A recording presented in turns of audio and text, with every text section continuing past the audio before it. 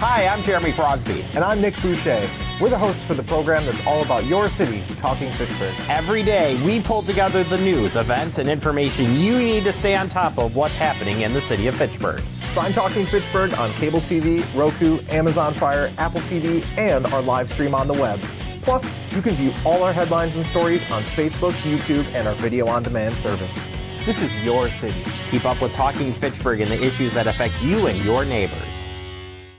Want to know what's happening in your city? Get Notify Me messages from the City of Fitchburg. Visit fitchburgwi.gov on your computer or mobile device and select the big Notify Me button on the left. Enter your email and/or phone number, whichever is best for you to get notifications. Scroll down the list and select all the topics you're interested in to receive email or text messages about. You'll be notified every time one of your topics is updated. Sign up for Notify Me, one more way to keep up with your Fitchburg government.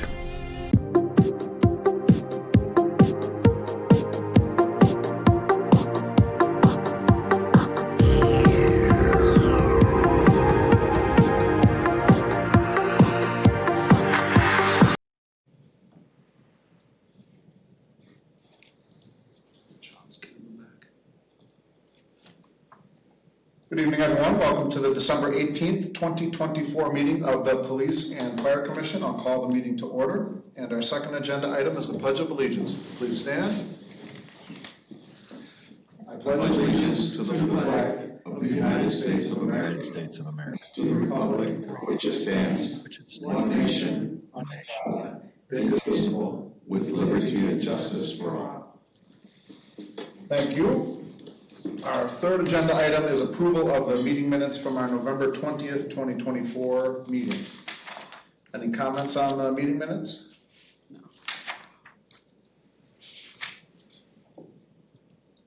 I'm trying to remember if we had anyone in closed session who wasn't part of the deliberations.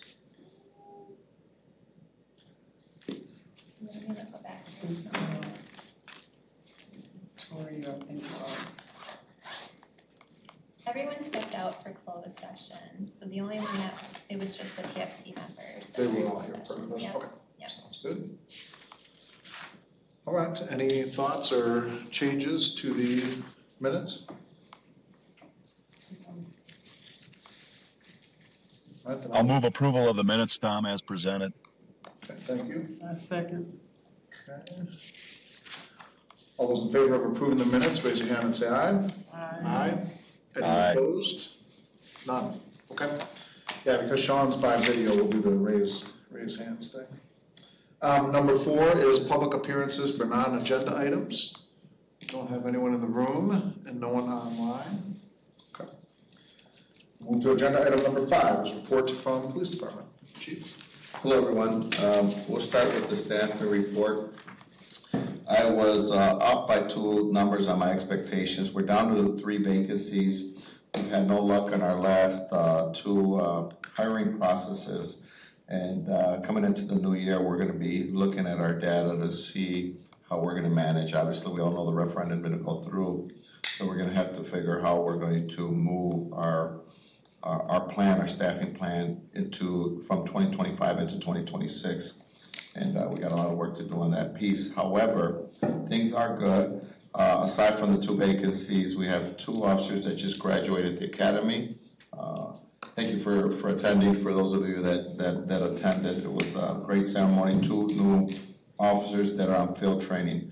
So technically, unfilled positions, we have 7. My prediction that we would be down to 5 by the end of the year, and that's due to 2 officers on limited duty that we're expecting to come back soon.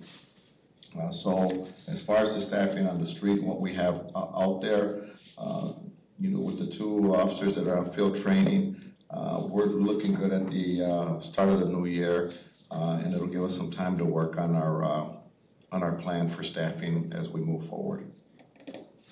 Any questions?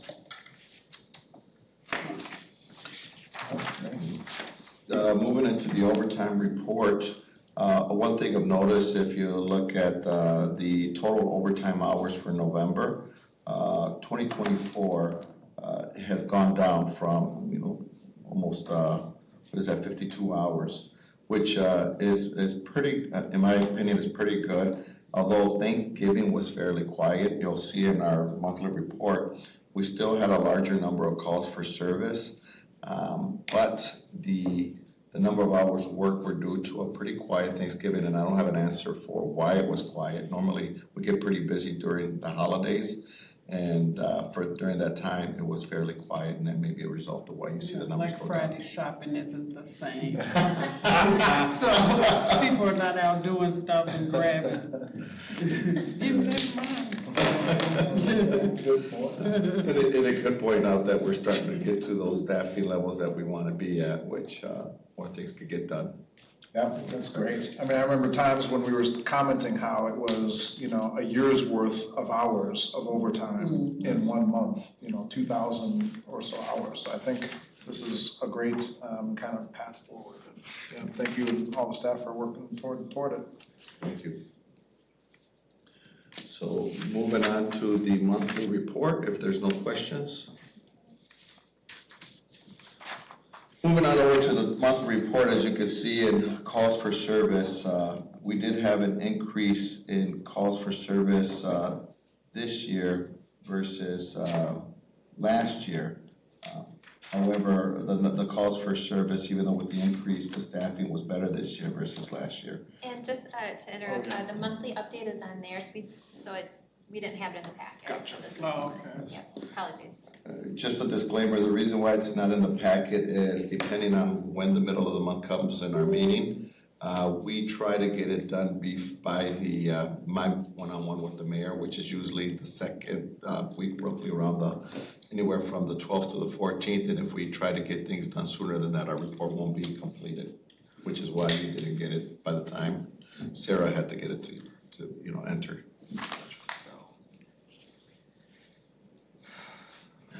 I do want to mention one piece of notice. If you see the shots fired, and there is a little bit of a description in it later in the first degree recklessly endangering safety.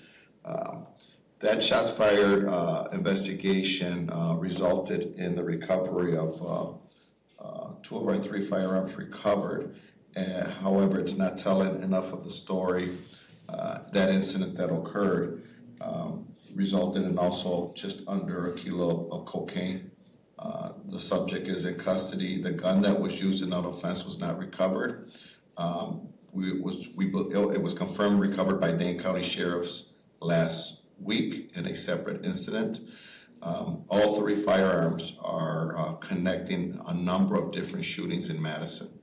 So it just shows that offense. Luckily, nobody was hit in our investigation, but it did open up Pandora's box, if you want to say it, with the number of incidents that that investigation is leading us to.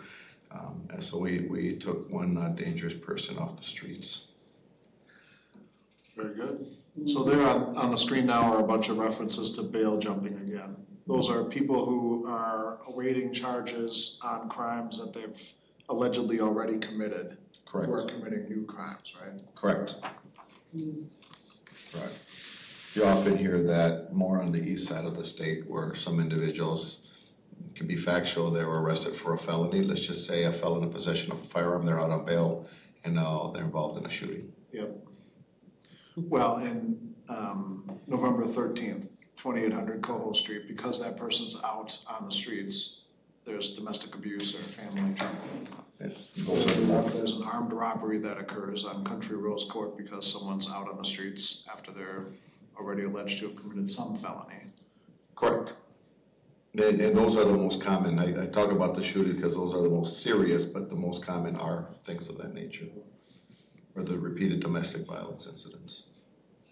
You highlighted for us a couple weeks ago, or a couple months ago maybe, the proactive work you're doing on traffic stops and the results that's having on other crime prevention. I remember one in particular where a woman came up to one of our officers while he or she was at a traffic stop, and a resident came over and said, "I'm a victim of abuse," and we acted on it. Are you seeing those same kinds of benefits of the traffic stops and the uptick in that enforcement? The traffic stops have led to a number of different investigations.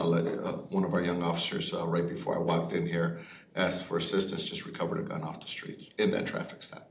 Wonderful. So those are the things that we have. Somebody approaching an officer during a traffic stop is fairly uncommon, but the visibility of the traffic stops also help. So you're going to see it in the city of Fitchburg and the surrounding cities of Madison. The visibility of traffic stops can be a deterrent, especially if just the visibility and doing it in a number of different ways, whether it's people who are speeding or subjects like the traffic stop that resulted today in a gun arrest. We try to, it's a very careful balance that you have to keep, because you're not going to search every car, you're not going to do that to every vehicle that you stop. But we want to make sure that our officers are trained, comes with experience, and also to, to identify what indicators are going to lead you to that.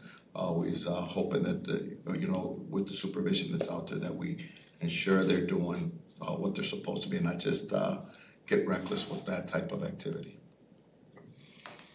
And certainly, if this was sorted by address, you would see some repeat areas where things are happening in the same spot. So are there some more patrolling in these areas, or anything you're doing to? We don't have the capacity, and I indicated earlier, to do extra patrols. So we do a lot of our traffic enforcement in the areas where we have traffic complaints. They come, whether it's an aldermanic complaint or a citizen complaint that comes through. That's where we do our traffic enforcement. A lot of our gun and drug arrests that have occurred have started off through some type of reactive call for service. Our Southdale area is one of them.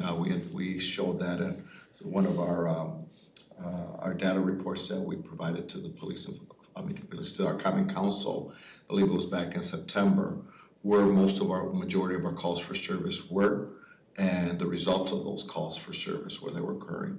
And I don't think it's a surprise. It's going to be in our densely populated neighborhoods, more of your lower income housing areas like Southdale, and some of the areas on the northwest end of the city.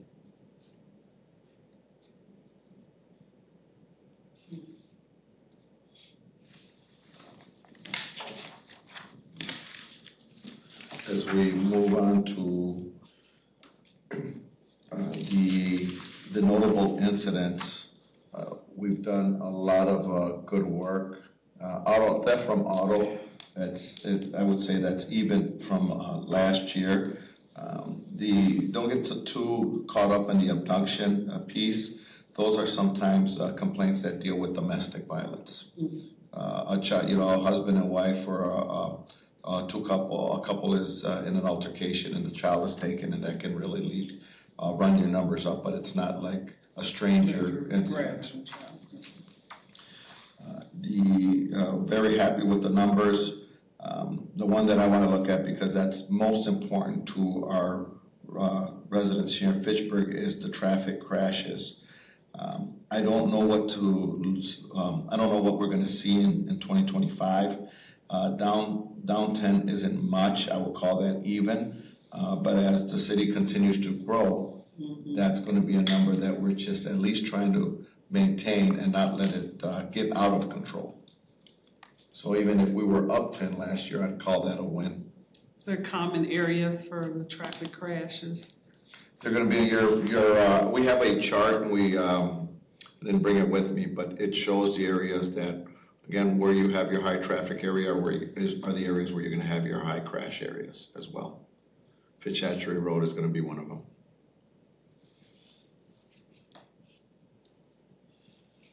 Yeah, look at those traffic stop numbers. November 500, October 600, 400s, and then, toward the beginning of the year in the 200s. I think that's a great thing for our city. Right. That's huge, and what's been helpful is just getting our staffing up, where we're allowing RFTOs that are normally out there training. Now that most of our officers have been training, we're down to 2 officers being trained. They're able to now do their work. We have some active officers that have been out there doing some good police work. Any questions? Just a comment, certainly to your point about deterrent traffic stops. I'm seeing a lot of stops on Fitchburg. A lot of lights that you go back a couple of years and you certainly wouldn't see as many. So it's a real good presence.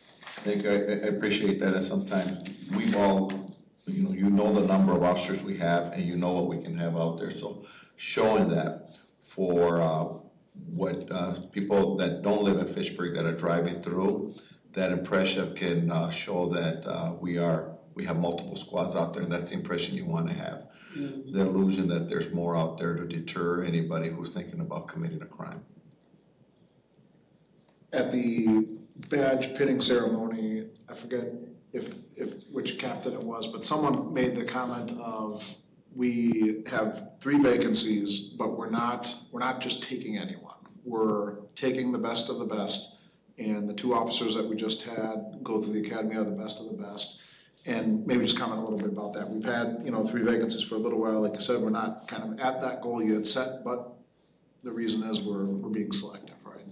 Absolutely. There's been a big change we had over 50% turnover in my 3 years here at Fitchburg.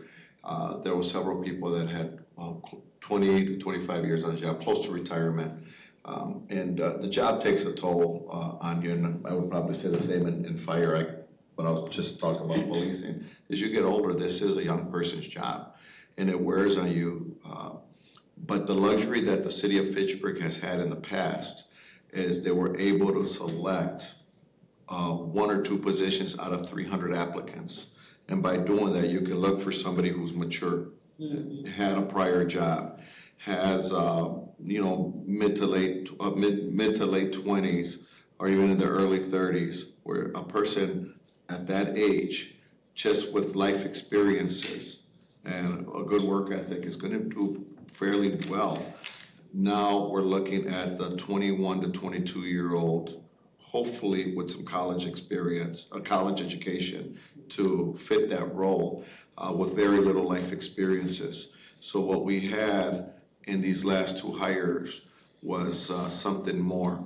Yes, they're out of college. One of them has their master's, but they both had some traits that many others didn't. It's a trait of giving back and service.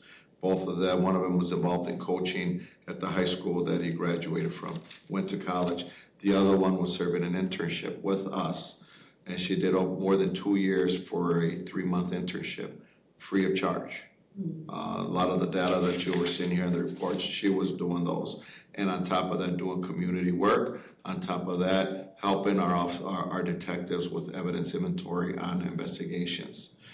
All free of charge service. I want to be this. I want to be a police officer in their background. That's why I showed those pictures. It wasn't just somebody saying I want to be a police officer, but pictures that their parents shared with us to show, hey, this is what our child wanted to do. So they, throughout their early childhood, this is what they wanted to do, and they've displayed it in their actions during their young adult life. To bring that in here, that enthusiasm, that's what more could you ask for?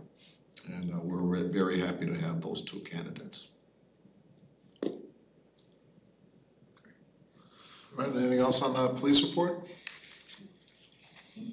Okay, sounds good. Thank you, Chief. I have one more piece, just to let you know, we do have our annual department-wide staff meeting, if I can be excused to head over for that right next door. But on top of that, I just really want to wish you all a Merry Christmas, and I hope that you all are able to enjoy it with your family and close ones. Thanks, you as well. Thank you. All right, let's move to agenda item number 6, the staff report. Chief Grossman. Good evening. Hello. Good evening. We'll just start off the top, quick rundown of our activities over the past, for the month of November. We're up 4% in calls. As you can see in the breakdown, and like the chief was talking about with the motor vehicle crashes, we actually had an increase last month in November. Typically it's when the weather starts changing, you get that first snow on the ground, people are still used to their summer driving habits. So until they start getting in their winter driving habits, we usually see an uptick in some crash events. We are on moving into exceeding 2023 numbers as far as calls for service for the year. We have completed, nearing completion of our fire inspections. Right now, a lot of the routine fire inspections are done, but they're doing a lot of follow-up fire inspections right now till the end of the year. As you can see, the numbers are going down, but having Division Chief Mark Malekish in there has really helped us out to streamline the number of occupancies or properties that we have to do routine fire inspections. Some are required to have twice-a-year inspections, others it's only annually or once a year. So he's been able to start narrowing them down and figuring out, okay, we don't need to be doing these or this inspection twice a year. So that's why you're seeing a decrease in those numbers. We're really starting to, firm those numbers up and be more efficient. Moving down to the staffing component of the report. Currently, we sit at the one down on the full-time side, that being the fire chief. And currently, we are still down 28 on the POX side. 35 on the POX side. 17 of those being the firefighters, 28 there. We are looking to bring on a couple. We have a couple names recommendation tonight for POX. And then recommendation to open up another POX process. The personnel notes, we still have Stuart on leave. We did have a resignation from Mr. Dahman. He left the Fitchburg Fire Department to go to the Chicago Fire Department. Yes. Actually, he had a couple larger departments that he was had recruiting him. right. We thought he was going to go to Indianapolis, but then Chicago called him, and that's where he's at now. So. And then we had Carter Sherry start on December 9th as our second-year intern. He's going through training right now, so great addition to our internship there to fill that hole. So like I said, tonight we will be bringing recommendations for POX and also to open up the recruitment process again. Recommendations to open up for the first-year intern recruitment. And then also, this was after we had shared this activity report with Sarah, is our recommendations for full-time lieutenant tonight too. So with overtime, as you can see, still higher numbers. It's that time of year. A lot of firefighters are hunters. So, and it's getting to the end of the year, starting to use a lot of holiday or vacation time, PTO. We're down a little in our mandates last month with 8 compared to 13 the month before, and then the breakdown of what the mandates were in November. So it's a mixture of firefighter, our driver operators, and then an officer positions. Any questions? Is the aerial driver the drone? So we have to break them up. There's 2 different certifications. There's pumper certification and aerial certification. Have to complete the state aerial certification class, and then when we bring them in, then there's in-house training that they have to complete before they can get their aerial designation. Once you have aerial designation, then that's kind of the top of our progression. So then you can pretty much drive everything on the fire department once you have your aerial designation. Okay. And we currently have some of our new full-time firefighters that we hired this year are going through those certifications right now. Some were already currently in them when they were hired. Great. Yeah.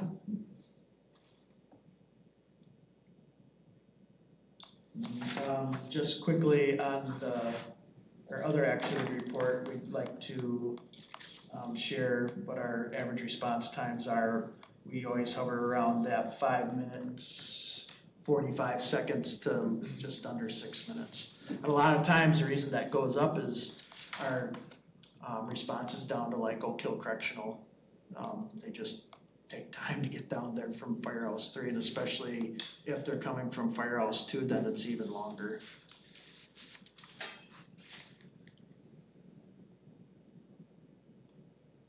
Otherwise, that's all I have for my report.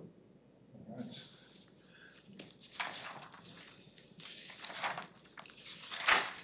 Any other questions for Chief on the fire report? All right, well, let's move to item 6B, authorization to begin a fire science resident intern recruitment. So do you want to take this to that? Oh, sure, yeah. So we're looking to start a new fire intern recruitment. We usually do this at the beginning of the year, but we're trying to get ahead of the other fire departments. And so what we'd like to do is post a fire intern recruitment. So this is one of those where they live at the fire station for 2 years. It's meant for those who are enrolled in a fire science program. So they have to be pursuing a college education in that field. So I don't have specifics as far as how long we'll keep it open for at this time, but we hope to get it posted as soon as Monday. So we like to have it open, but no more than a month. It's usually about a month, and then have recommendations in to you by the February PFC, because it's a competitive process. There's a number of other intern programs at fire departments here in Dane County or in the area. So once again, we want to get the best of the best. Yep. And we have now there's a process for this. Isn't there a written process for Yeah, this? so there was a protocol that PFC approved that talks about how and I will find that and share that with you, but basically it kind of gives us blanket approval to follow the same process when we have an intern. So we still come to you to ask for the authorization to start the recruitment, but how the process works is it's the same every time. So we'll still come to you then when we have recommendations for hire, but we have a hiring protocol sheet our prior chief, Joe, put together that walks through like POX, what that hiring process looks like, a fire intern, what that looks like. So that's why today I don't have anything to show you because the PFC's already approved kind of what that process looks like. Yeah, I will bring that up really quick here. Share it with you. So that will be 3 positions we look at. Right now, we're currently full at 6 with the addition of Carter. So 3 of them will graduate from Madison College in the Fire Protection Technician degree program. And then the new class will come in. And we're quite excited about this class because this will be our 50th anniversary class. The internship's been active for 50 years. We get to celebrate that in 2025. Nice. Yeah. And so here's a document up here that was approved. This just kind of walks through, here's like a paid on call firefighter process and all the different steps that are included, but to go down to intern, fire science intern. So we recruit high school seniors. And yeah, there's been times I think in prior years where we've started really early, but we're gonna start here in December, and then basically kind of walk through these. So we still post it just like every other position. We still make sure that they meet the qualifications, which is just pursuing that college education and fire service. And then they schedule ride-alongs, they'll meet with the fire chief, and we interview with a panel, so they have to interview. We'll conduct the background checks, so the same typical process. So you'll see us come back here likely early in 2025 to ask for hiring, the ability to hire. All right, any questions about the process? And I'll move to begin an authorization for fire science resident intern recruitment. I'll second. Any discussion? All right. Sean, his eyes went up. Thinking. All right, all those in favor, raise your hand and say aye. Aye. Any opposed? Okay. All right, let's move to agenda item 6C, closed session. I'll move that pursuant to section 1985 sub 1 sub C Wisconsin statutes, the commission move into closed session for the purpose of considering employment, promotion, compensation, or performance evaluation of any public employee over which the governmental body has jurisdiction or exercises responsibility, more specifically to approve the hiring recommendations for fire lieutenant and paid on premises firefighters. Second. Any discussion? All those in favor of moving into closed session, raise your hand and say aye. Aye. Any opposed? None. All right, we are closed session. Back from closed session and moving to agenda item 6D. Any actions out of closed session? I move that we accept the chief's recommendation to hire 2 individuals for fire lieutenant. A second. All right, any discussion? Okay, all those in favor, raise your hand and say aye. Aye. Any opposed? Okay. Motion passes. Congratulations to those two. Thank you. Chief, make those calls. Any other actions out of closed session? I'll move that we accept the chief's recommendation for 2 paid on call, paid on premise firefighters. A second. Any discussion? All those in favor, raise your hand and say aye. Aye. Any opposed? Okay. Any other action on a closed session? All right.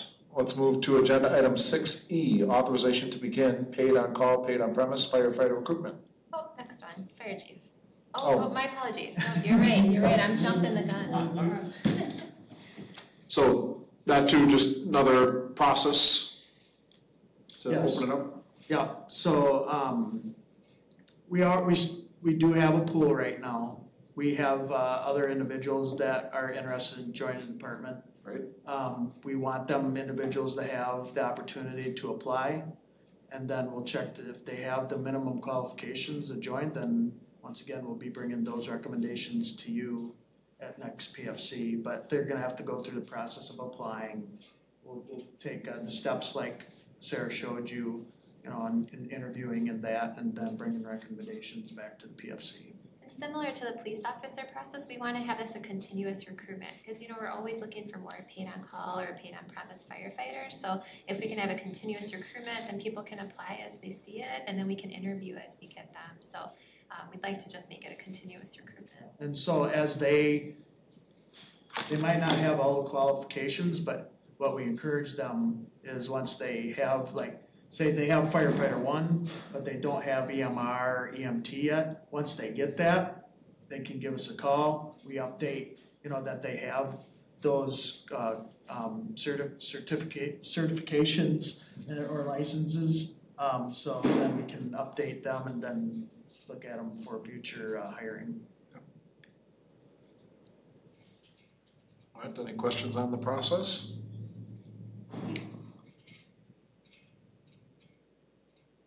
Move to approve and authorize the paid on call, paid on premise firefighter recruitment process.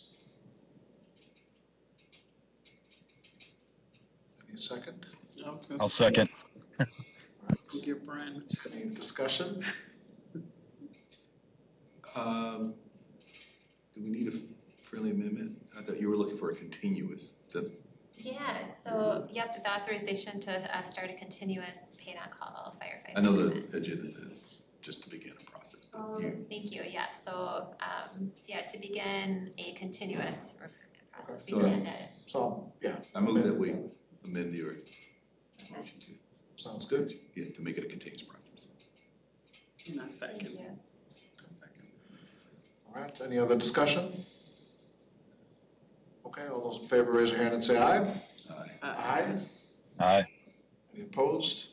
None? All right, agenda item 6F, authorization to begin fire chief recruitment on January 2nd, 2025. Yes, very excited. So we have a lot of pieces for you to approve today. I wanted to give you a highlight of, to date, I just checked the survey. We have 14 responses as of today from fire department employees on what they're looking for in their next fire chief.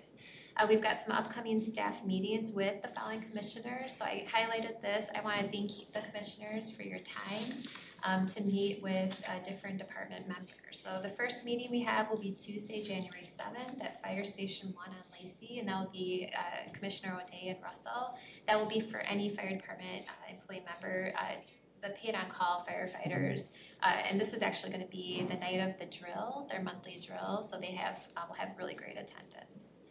And then the next meeting, Monday, January 13th, that'll be here at City Hall. There's a conference room right on this floor here over by the judges' chambers at 6 p.m. and that will be for Tom and Brian as well. And then Wednesday, January 15th, we have a PFC meeting already. Right after that PFC meeting, Commissioner Baxter and Ibarra will meet with the local 311 members. So as of right now, these are the dates we have established, but we've let fire department employees know that if they want to meet with commissioners at a different date, times, one-on-one, that you're available. So as we get requests, I'll work with you on your availability and get something scheduled. And I individually would love to get together with people, in individuals or smaller groups too, so to the extent that anyone's watching, I'd welcome it. Perfect. Once we get this posted, we'll update the PFC webpage and highlight that the PFC has an email address. When we had the police chief recruitment, we had a lot of emails from the community about what they wanted us to find in the next police chief. So we might get some emails, and so I'll share those as we get those. Tom is also on that email, so any emails that go to PFC at fitchburgwi.gov go directly to the chair of the PFC. So I passed out the fire recruitment brochure. I'm going to share that on the screen here. Some good news, we updated the salary, and the main reason being the fire chief has to be at least 7.5% above the deputy chief. That's the city's compression policy. So the starting pay is $140,732.80. So much higher than the range I gave you at the last meeting, because that was strictly looking at the pay plan and not taking in under consideration Chad's pay. Obviously, we're not going to hire a fire chief that's less than what our deputy chief is getting paid. So this updated is the. And on that point, so as Chief Grossen, did you get bumped up to the chief's salary when you moved into this interim role? Yes. Exactly. And so which salary are you using for purposes of now generating? When he goes back down to his former pay, it's 7.5% above where he would be as a deputy chief. We're not going off of what he currently is at, because he's currently a 7.5% higher than where he should be because he took on that interim role. So right now, you're at this number? Yeah. Yep. Well, Around yes, there, yep. around there. Okay. Yeah, so that's one of the a big highlight on there. So I put this recruitment brochure together. This is meant to be a link within the job posting. You know, the job announcement that I shared is there's a lot of words. It doesn't really tell our story as nice as a recruitment brochure can. So this information is meant to highlight, you know, for individuals thinking about joining the department, what the city of Fitchburg is like as a city. As well as city government, you know, how big are we employee size-wise, that the fire chief reports to the mayor, also under the police and fire commission, so both they have to report to. And then we talk about the fire department. We give them a snapshot of, you know, the command supervisory staff, how many fire stations, and highlight that we are a volunteer department. We get into our mission, our values, our vision of the fire department, and then we give them a snapshot of a glance of the department. You know, how many career firefighters, our operating budget, how many inspections, public education events. So just kind of trying to put this in a little more perspective for them to know what they're kind of getting themselves into. And then about the position, we talk about the qualifications, the main responsibilities, and then we get into something, the required certifications or licenses. And I appreciate Chief Grossen reaching out to let us know that we really do need to have the EMT and the fire officer certifications as a requirement. If you recall, this was a conversation that came up, and O'Day, I know you were a little concerned that, well, why wouldn't we want the fire chief to have the same certification as our firefighters? This does not bar out of state candidates. I just want to make sure you know there is a reciprocity process, and so it is If someone is out of state, they likely hold something similar that is the equivalent that we can then confirm with the International Fire Service Accreditation Congress, IFSAC, and just make sure that it is the equivalent. So having those two certifications and licenses will help make sure we get the right candidate in that's truly qualified. In the state of Wisconsin, in order to be a fire officer, you have to have Fire Officer 1 certification. And are there other levels of fire officer, sir? Yes, it goes all the way up to 4, but currently the state only recognizes Fire Officer 1 and 2. Up at, through Wisconsin Emergency Management, and then also through Wisconsin National Guard up at Bolton Field. They have what they call Pro Board certification, so it's a different accreditation. Like myself, I'm currently a Fire Officer 3, but it's Pro Board certified. And then there's a Fire Officer 4 designation, so that's typically for your administrative type of officers, your 5 bugle chiefs. But the state of Wisconsin is working on curriculum for those higher levels, 3 and 4, but they just are not there. Gotcha. At this time. So the highest you can get is Fire Officer 2 through IFSAC. Okay. And then we get into the opportunities and challenges for the next fire chiefs. We want to be really open about what they're looking at. So if you go to page 8, we talk about 3 main things that we want this fire chief to focus on. One of them being, we're a combination department. We're going to be a combination department. And everyone is very important to the operations for the fire department, whether you're working 10 hours or 48 hours a week. So we really want a fire chief that can come in and collaborate and make sure that we build a strong, positive work culture for all the different employees that are working there. And then the other thing is EMS. So we know that we're potentially looking at shifting EMS, maybe having something in-house. It's possible that after evaluation that, we stick with Fitchburg and we have a separate, and Fitchburg, we're lucky, we have a highly trained and responsive EMS that we can count on. But should we decide we want to have something in-house, this fire chief is going to play a really important role in the coming years to implement that. And then the third really important challenge we wanted them to be aware of is that, as we have a staffing plan that exists right now, we want them to look at that staffing plan and just make sure, is this really what we need? They might see some modifications compared to what our last fire chief had for the vision of the department. And then another big piece is that as we have openings, how do we diversify our staff, right? So there's opportunities there.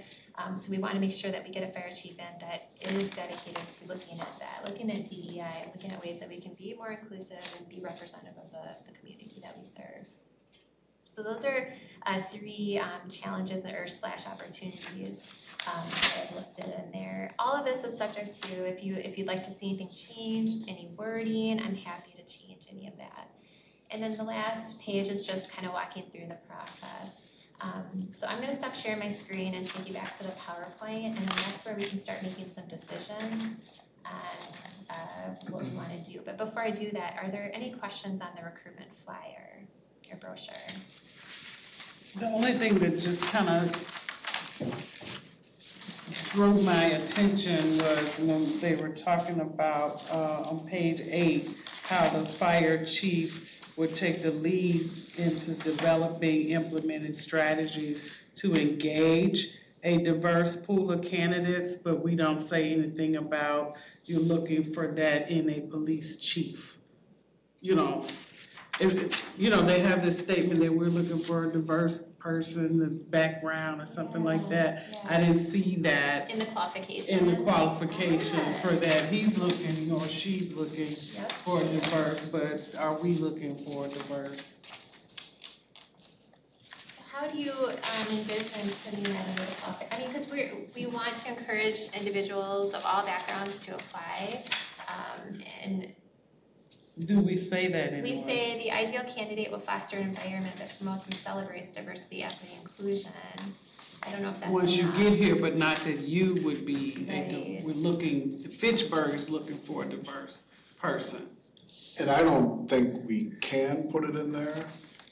And I Or don't that think we should. foster, or we there's a statement that a lot of places have that say that you're open to diversity, people with this background or something like that. There's a statement, and I have to look on some of Like we these job encourage applications individuals of diverse backgrounds to apply or something like that. Yeah, absolutely. Yeah, I've seen it different places. I agree stated that way. The first way it sounded as if we were just looking for, I think stating that we are open. The chief is looking for that, but we're not saying Fitchburg is looking for that same thing. Like the chief will No, I will get, take lead in developing and attract a diverse pool of candidates. Is Fitchburg looking to attract a diverse pool of candidates? yeah, along Absolutely. some type of statement along those lines, yeah. I'll play around. I have Yeah. I have a statement that I can share with everybody, and you share with me if you think it's along the lines of we encourage individuals with diverse backgrounds, and we can even put down examples. I would shy away from that. Just put a general statement that Yeah, because your diverse backgrounds to apply. workforce is clearly Right. but I did see a nice picture of people here also that shows a little diversity in the makeup of who lives in Fitchburg, but. Right. Thank you. I'll send a statement around, and if you have some ideas too, I'd love, Okay. I'd love you to Yes. share those. Okay. All right, so I put together some action items for today. So number one, we want to approve the recruitment process and timeline. We want to approve the job announcement. The essay questions that we're going to need to use, I think we will definitely get more than 8 applicants, so we're going to more than likely need to bring that down to a more manageable size. I would like us to identify the panel members to help us read through those essay questions. That's a really important piece of the puzzle because they're really helping us get the right folks to the interview. Commissioner O'Day had suggested, maybe we can consider a PFC member to be part of that process. Absolutely, we can definitely have a commissioner at that step in the process. And then identifying who would be on those first panel interviews, and then giving the city tour. The city tour, people that give that is just as important as that panel interview. They're actually having more of an informal getting to know the candidate, and so their feedback is utilized just the same as a professional panel interview where we want to hear what you think of the candidates. Yep.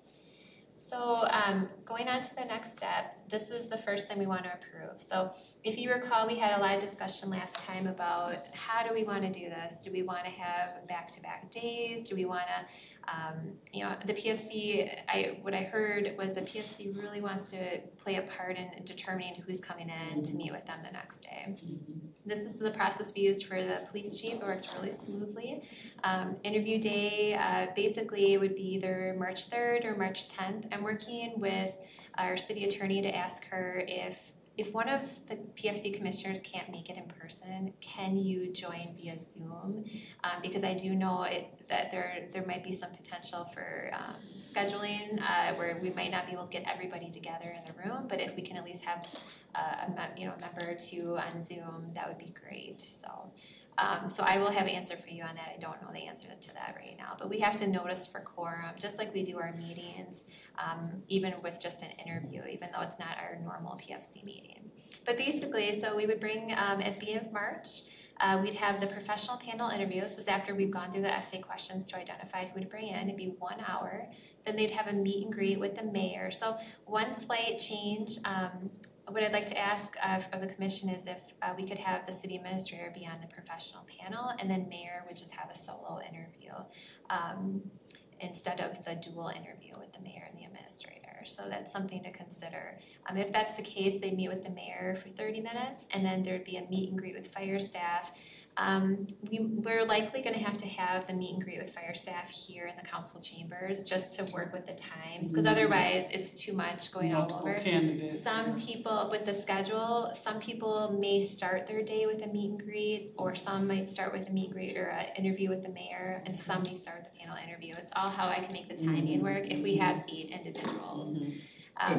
Sorry to interrupt, Yeah. but just, so the meet and greet with fire staff, that's the individuals are meeting with the fire staff, not collectively? Not all together? collectively, they'll just be one-on-one, Gotcha. right, exactly. And then at about 5:30, this is where I would ask for the PFC to be available, and you could come in here in person, or we could see about the Zoom option, where it would be HR, the mayor, the administrator, and then the PFC, and we would talk about how the day went. HR and the administrator, we can share how it went with the meet and greet with the fire side of things, and then the mayor can share her feedback, and then you can decide then with all of that feedback of those 8 people that came in, how many or who are we bringing in for day 2? And then I call the candidates that evening, usually by 6 o'clock, and let them know that, oh, you're invited for the next day as a finalist, we're excited. That day 2 will be the interview with the Police and Fire Commission, so it'll be 1 hour. So if we have 4 people, for example, that come in, you're gonna be here for 4 hours, and then we'll have a city tour, and then we'll end the day with a public reception. So this has to be after hours because we're trying to get the community attendance, and so we wouldn't want to hold it during the workday. And so we'll talk about the public reception later on, but it's definitely something that will have a hard end time. We've learned in past processes that by not having a hard end time, it can really go pretty long. Is the city tour separate, or? Yeah, city tour is separate. Yeah, each person gets their own So city we tour. have the car and all that stuff coordinated. Yep. Yeah, so this is the draft process and timeline. This ensures that candidates are only flying here one time and doing a back-to-back process. So I think it's efficient, it's doable. I think we're gonna learn a lot from the candidates on the first day, and definitely a lot on the second day if they're finalists. And then if we needed to have a follow-up interview with the PFC, we did that with the police chief. After all of this, they decided, hey, we want to have another interview, and that's okay. So you might decide we need more time with the candidate, a couple candidates even. And that's all right. So none of this is set in stone. We can deviate from it if necessary. So those meet and greets with the mayor and then the administrator and the fire staff, they would know, here's how we can document notes regarding the different candidates to bring that back. Exactly. The meet and greet kind of works like this. Typically, there's going to be a set of maybe 3 core questions or a couple questions that they can ask each candidate to kind of be able to measure each candidate, but then also have some informal conversation and get to know. But we'll have some notes, and then HR will meet with the fire staff at the end so that we can gather their feedback to share with the commission. And then the mayor would be there, and the administrator. Again, we want to put Chad on the panel, on the professional panel interview, as opposed to having the dual interview. I kind of like the idea of the dual interview, even if we maybe extended it for a longer period, just to have an extra citizen member in the process on the professional panel. I guess we can figure out how many people we want on the professional panel. But what's the reasoning or thinking behind having the mayor do it alone? She would like the interview alone. So it was a request by her. So it's not an issue. I mean, I'd like Chad to be involved as the city administrator. I think it's really important. And as one of the recommendations later on, I had recommended our deputy city administrator to at least be on the professional panel. Having another department head is important when you're choosing another department head. But if Chad and Mayor aren't going to do a dual interview, it'd be great to have Chad on the professional panel interview.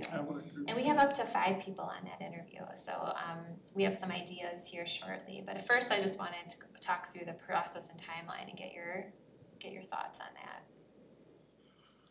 I don't know if it's best HR practice to have one person meeting, kind of in a one-on-one interview. I've had plenty of them. Interview with just me and the person. Yeah, it's not always a panel, especially when you got the most senior leader in the city, that's the mayor. So, and that would be, a direct report. Right. Even though it's a dotted line, to the PFC, but that's the employee, so you're looking at, the person being on your team, and how do you feel with that, and you know. We call it a meet and greet for a reason. It's not a true interview like your professional panel interview. This meet and greet, I mean, Mayor will have a couple of questions to ask everybody, but then she's really just having a conversation with them to get to know them and then be able to share her feedback with the commission on who she thought might be a good finalist. I'm happy to explore that a little bit more if the commission feels uncomfortable about that, but. And we can come back. I can go on to I the next slide. We can haven't come been back to turned this. away from it in my experience, but Well, we're gonna go, let's come back to that I met slide. with the secretary of DOA by myself, and I got the job. I'm gonna share the job announcement now, Administrator. which I do believe, I think you might have seen already, but it was in the PowerPoint if you clicked on it, so I'm gonna share To that point though, on that one. Commissioner Banks, those are political appointed roles, right? I mean, that's, I mean, as a city position that's not political, I guess I'd rather have a second person there. Well, who's not that's political. meet and greet, like she said, instead of the Right. panel interview. And remember, like, the decision of who comes in as a finalist is up to the Police and Fire Commission with the feedback of everything that happened that day. So you are the ultimate hiring authority. So you may hear all the feedback and decide, no, we're gonna bring in this person. So here's the job announcement. So this is where we'll pop in that recruitment brochure right here, but this is pretty basic. It kind of gives a little intro and then shows the process and timeline. We're really clear here that this is a 2-day in-person process, and we give the tentative date. So I'm really hopeful that a candidate that is serious about joining us will see that and kind of hopefully block off some time. Yeah, and as soon as the application closes, we'll already know what we can give them more specifics. And then just kind of walks through the responsibilities. Appreciate Chief Grosson looking through the job description and making sure, that this was all pretty up to date. Supervises the deputy fire chief, the admin services manager, that 5 years of responsible and varied senior management experience. And here's where we put in parentheses, what does that mean, right? So someone who has 5 years of supervisory command, who was in a supervisory command position or a division officer or higher. Someone who was a lieutenant who wasn't truly supervising wouldn't be eligible for this unless they had supervision experience elsewhere. Which typically your lieutenant's a junior officer within the department. So we want those senior officers or senior supervisors with that experience. I mean, you're looking for the administrator of your department, so. And then those certifications that we mentioned that are going to be important. So like if we ever do move toward, having in-house EMS, it's going to be really important that person has some type of EMS, EMT certification. And then of course the Fire Officer 1, which is, that standard for an officer in Wisconsin. So this is the job posting as is. We actually just started adding this to all our job postings because we want people to not, self-select out if they're not feeling like they hit everything. So we encourage anyone who is interested to apply. So that is the job posting. Any thoughts or suggestions on what you'd like to see differently with the job posting? I'm good with what I just saw. Yep. Okay. I'm going to go back to the PowerPoint. I'm going to share the next piece of the puzzle, which is the supplemental question. So I did get a response back from Veronica who had a suggestion for the supplemental question that we should use. I'm going to share that really quick. So here are 3 HR recommended questions. Now, this doesn't include Veronica's question, but before I share Veronica's, the combination department, actually just looking at some of the preliminary survey results, which I'll give to you in January from the staff, there's a really big need on bringing in a fire chief that can bring everyone together, because right now there's the paid on call group, and then there's the local 311 group, and people don't feel connected. So we need to make sure that whoever joins maybe has some experience with this combination department, and then how do you bridge people? So that's the first question. And again, these are essay questions that they respond to that will have actual rating criteria. So there's actual benchmarks to help provide points so that we can actually score the essay questions. Number 2, what would be your strategy to enhance overall recruitment and retention efforts in the fire department? Please explain a recruitment initiative that was successful and how you've built employee morale in your current and or prior positions. And then the third one, this is a really great one to score because there's a lot of parameters you can put under each, supervision, number of employees, the type of employees, what types of labor relations experience, how big was your budget where you are. So this is a really, I really like number 3 because it's an easier one to score. But Veronica's question that she would like the team to consider is, I'm going to I'm going to read it to you. The city of Fitchburg, you can see it actually. The city of Fitchburg is rich in its diversity of its residents. Fostering an environment that promotes and celebrates diversity, equity, and inclusion is a very important value for a fire chief to have. Can you describe your experience working with populations that are ethnically, racially, and linguistically diverse? Please share a specific example of how you have effectively engaged with and supported individuals from these backgrounds. So that was one of her feedback on essay question. Any thoughts about which 3 to include? We typically do about 3 questions. I liked it as an addition, as a 4. We could do 4 questions. We certainly could. So is that ethnically, or ethically? Ethically? Oh, I think it should be ethnically. I think it's ethnically.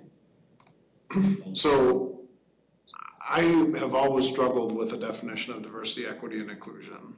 And it looks like that definition there is ethnicity, race, and linguistic. And to me, I don't like these kind of questions. I think they're limiting. I think I don't like it.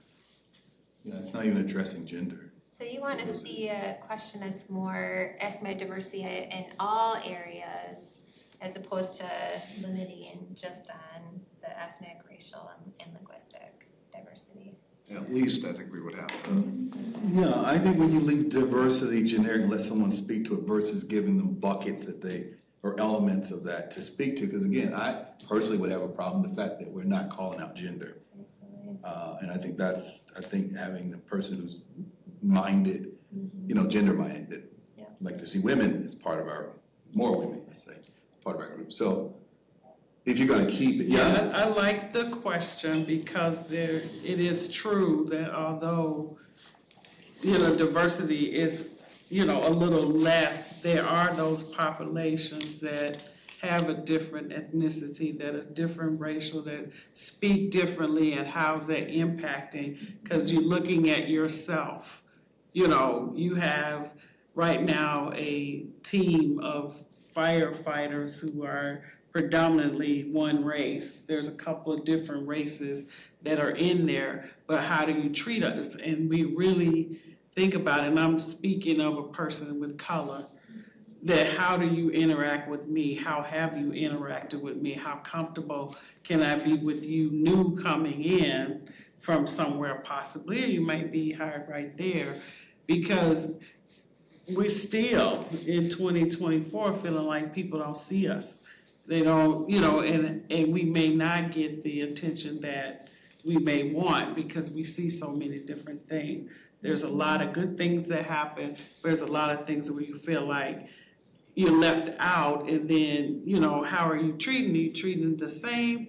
That sounds good, but there's different things because they may not linguistically understand what you're saying, and how do you interact and not show so much that we are ethnically and racially different. But I do like, what about, sex and gender? Those are also very important as well.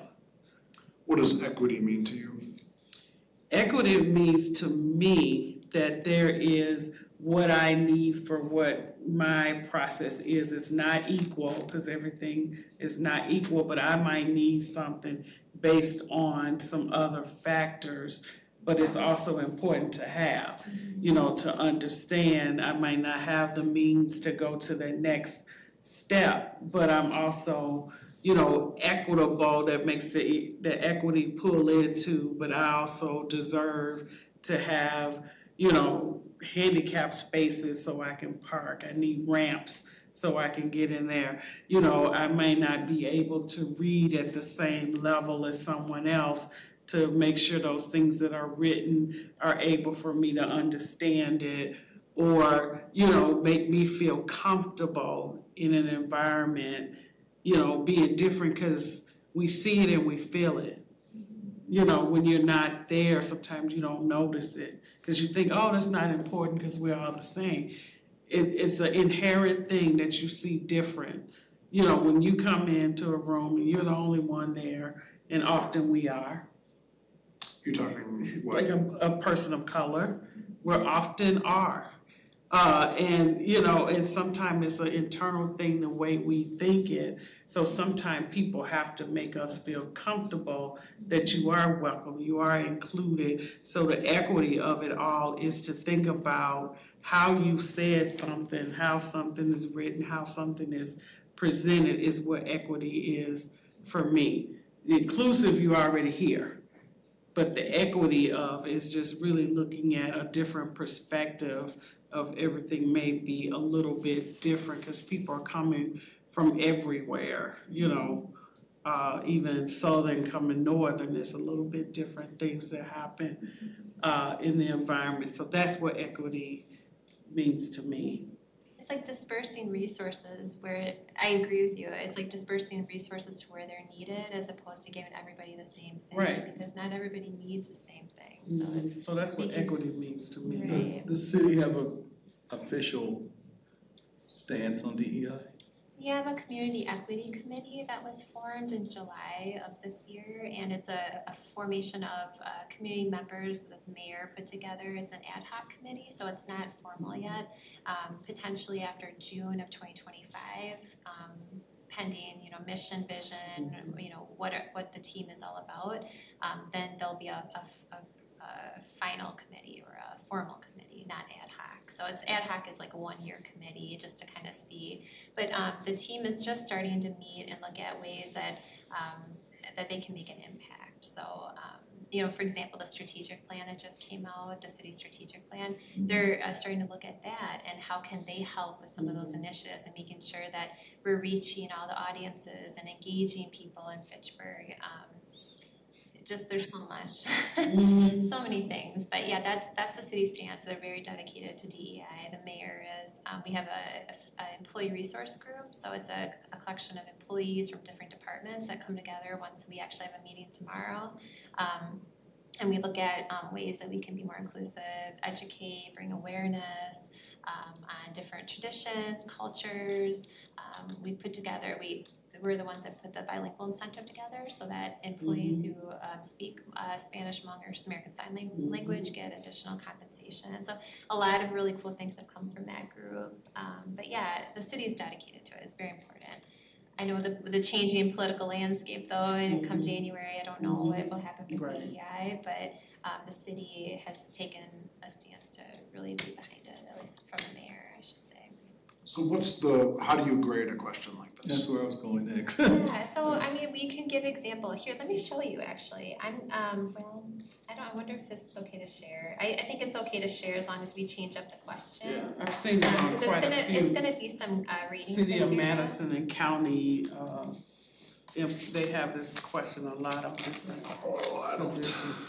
That makes me think I want to do the opposite if it's City of Madison or Dane County, honestly. They do, it's one of the questions that sometimes it takes forever to do those, but to me, it's one of those touchy-feely questions that lets people know how you feel about interacting with people. It's that soft skill, that the other ones are more technical and your hard skills.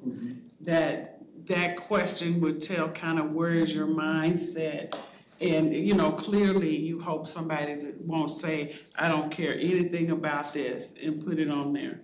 So there is a wrong answer. That's a wrong. And see, I think 50% of the populace would give you a wrong answer on that question. Well, here- And that's why I don't like it. To give you some peace of mind, so I'm not gonna share the actual benchmarks because we might use some of those if we were to choose to put a question like this on. But when we did the police chief, we asked the question, the city of Fitchburg is rich in its diversity of its residents, fostering an environment that promotes and celebrates. It actually almost is the same one.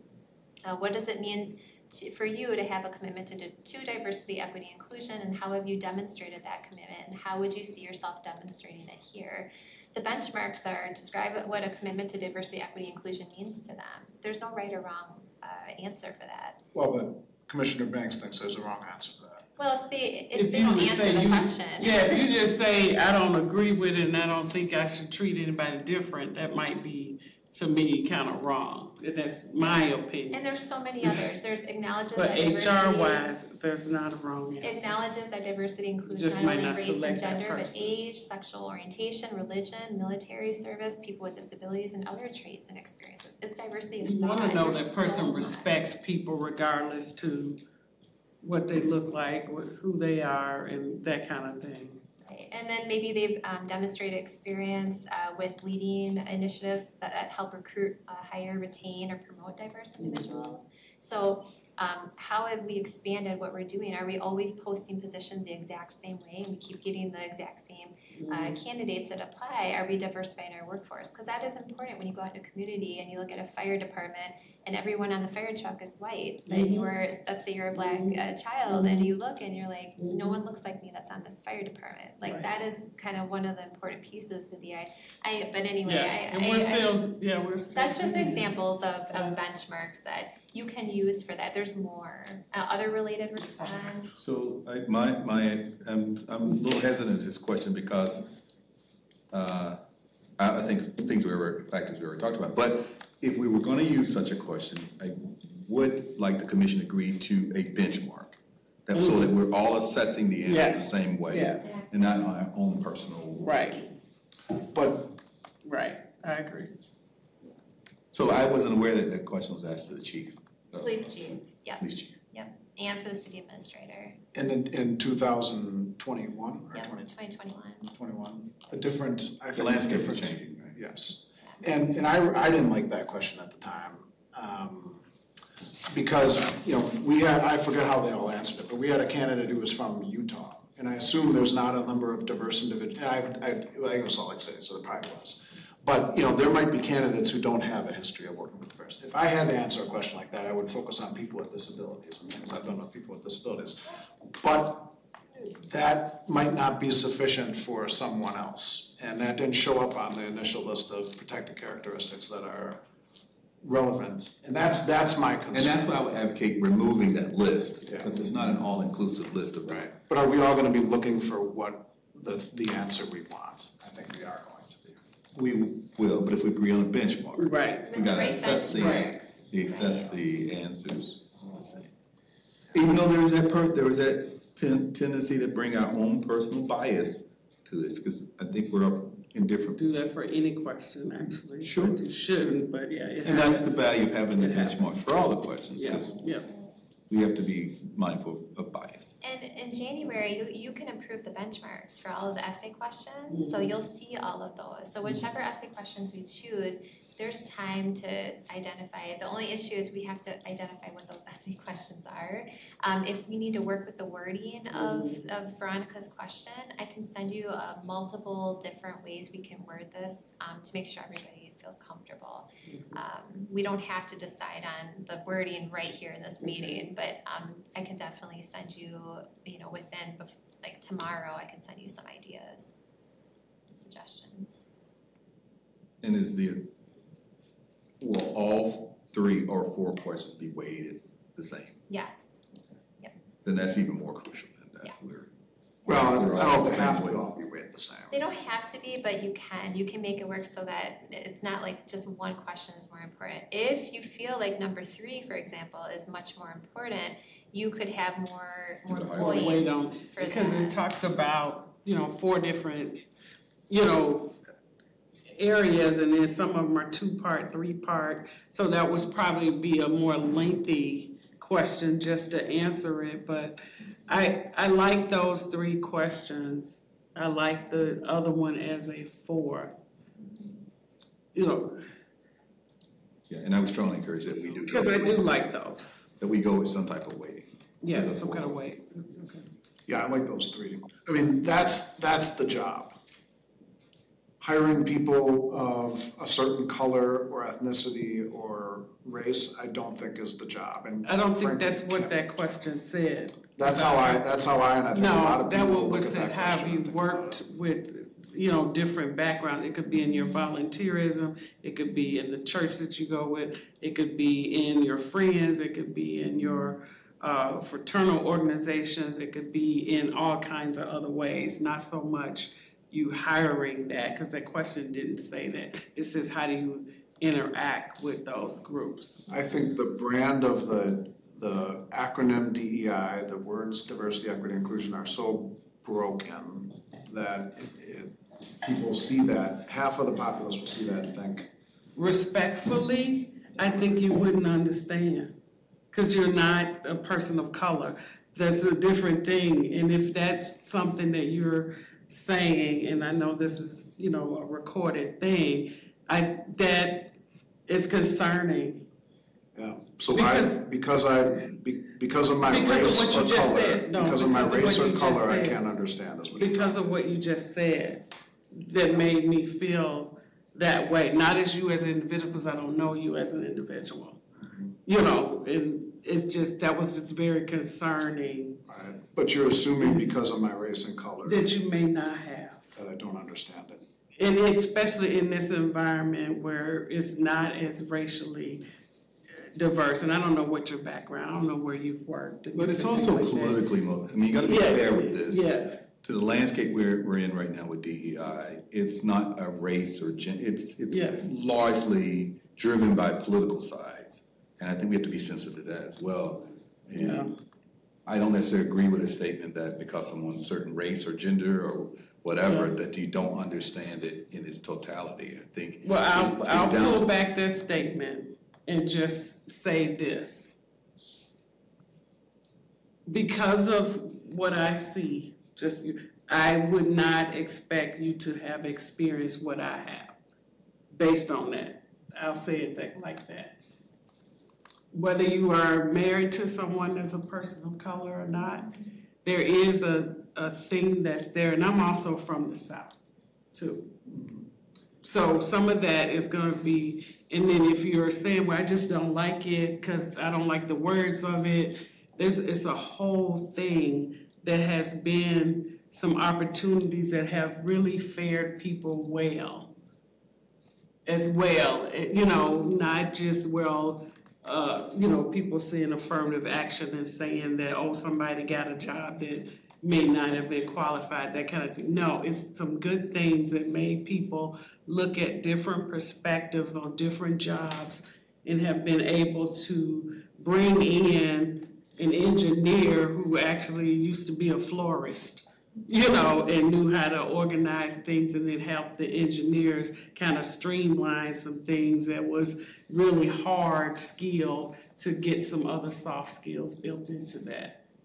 But there is still a realness that, may not be, and I'll just close it because it's not a fair assessment, because I don't know you. I know what I feel, and I know what's different, and I see it.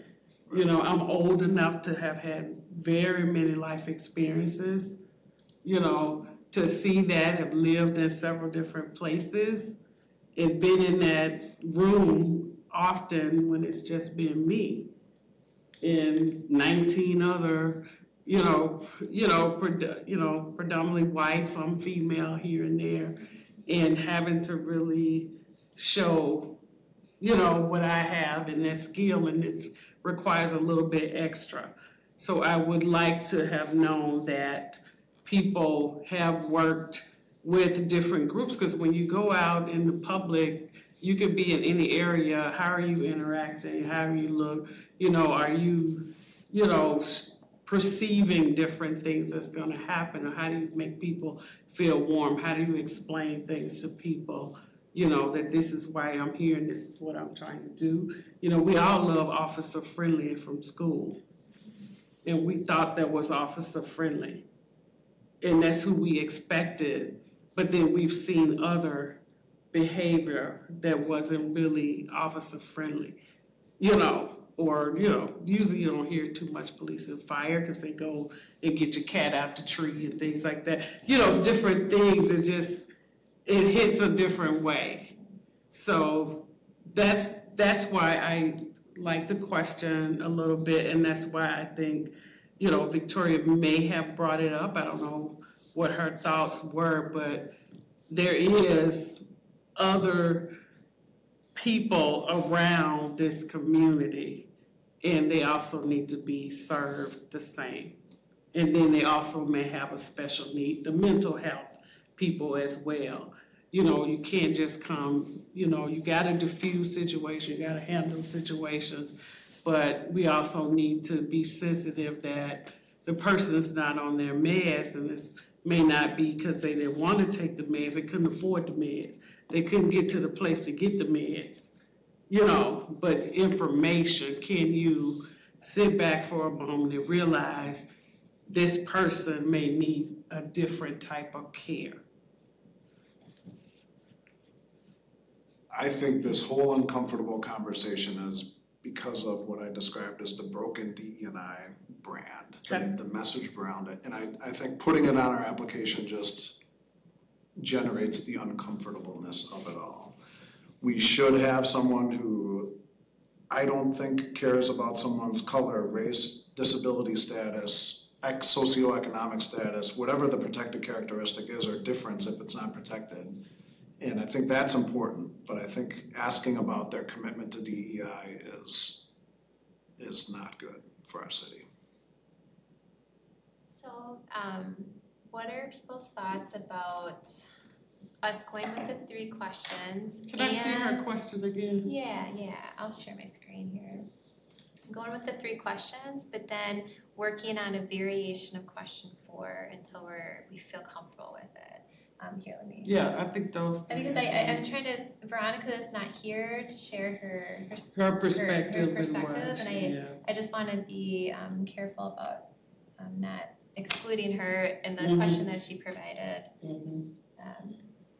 Does anyone disagree with those original 3 questions? I don't. No, I don't. Sean, any thoughts or questions on those 3?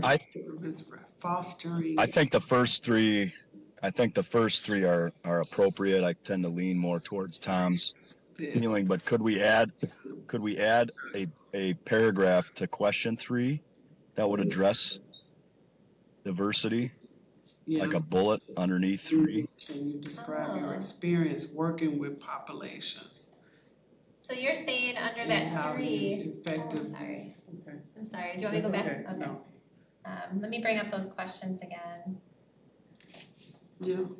The first one, I just from memory says something about building relationships, community relations, relationship building. Could we, either add an E or modify A to include something along the lines of a diverse population and how they've, what their experience is working with that? Would that be so maybe similar? Community relations / relationship building with diverse communities, or?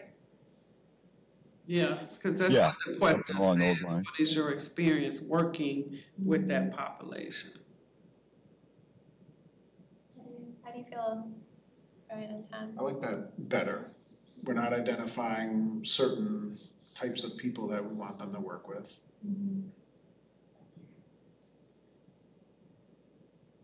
Okay, so community relations. Do they answer all of them, Sarah? Is the expectation that they answer all 3? Yes. Or do they pick one? Yeah. No, they answer all 3 because then we can use the scoring criteria to help get the best candidates to the interview. Okay, so community relations / relationship building with the diverse communities? Something like that. Yeah, that's agreeable. Yeah. Okay, thank you.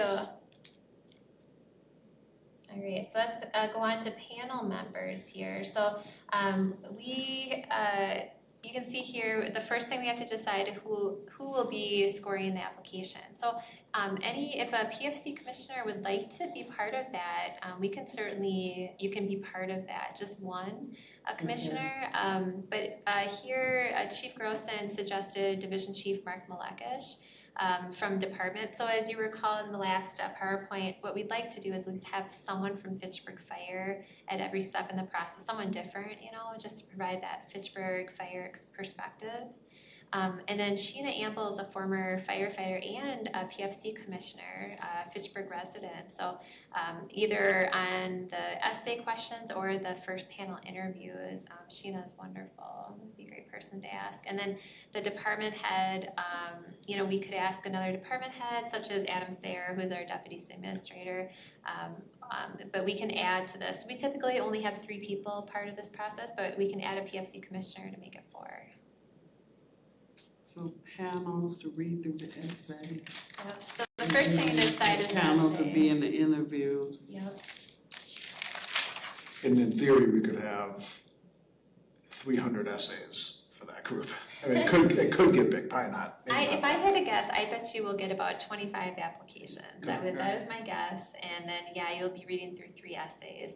It's a good, probably 6-hour process. I mean, someone's going to have to set aside hours, but it works. It really does. We do this for so many positions, and you really truly get the most qualified to the top, because it not only scores the essay questions, but also scores their application. So you look at education, you look at years of experience, you look at other factors on their resume and application. So it's not just the essay questions. You're going to look at other components too.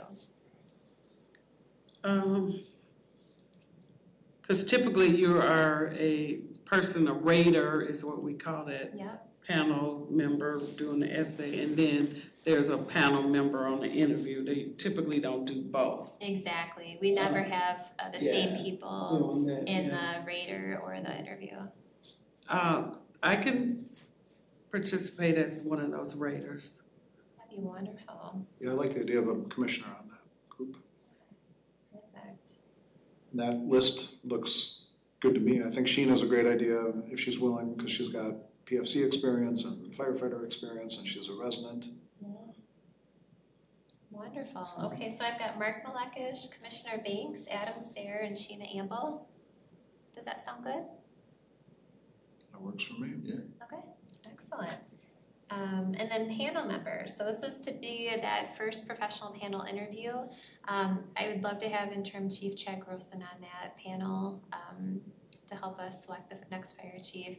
And then also we've got a neighboring municipality fire chief. We need a community member.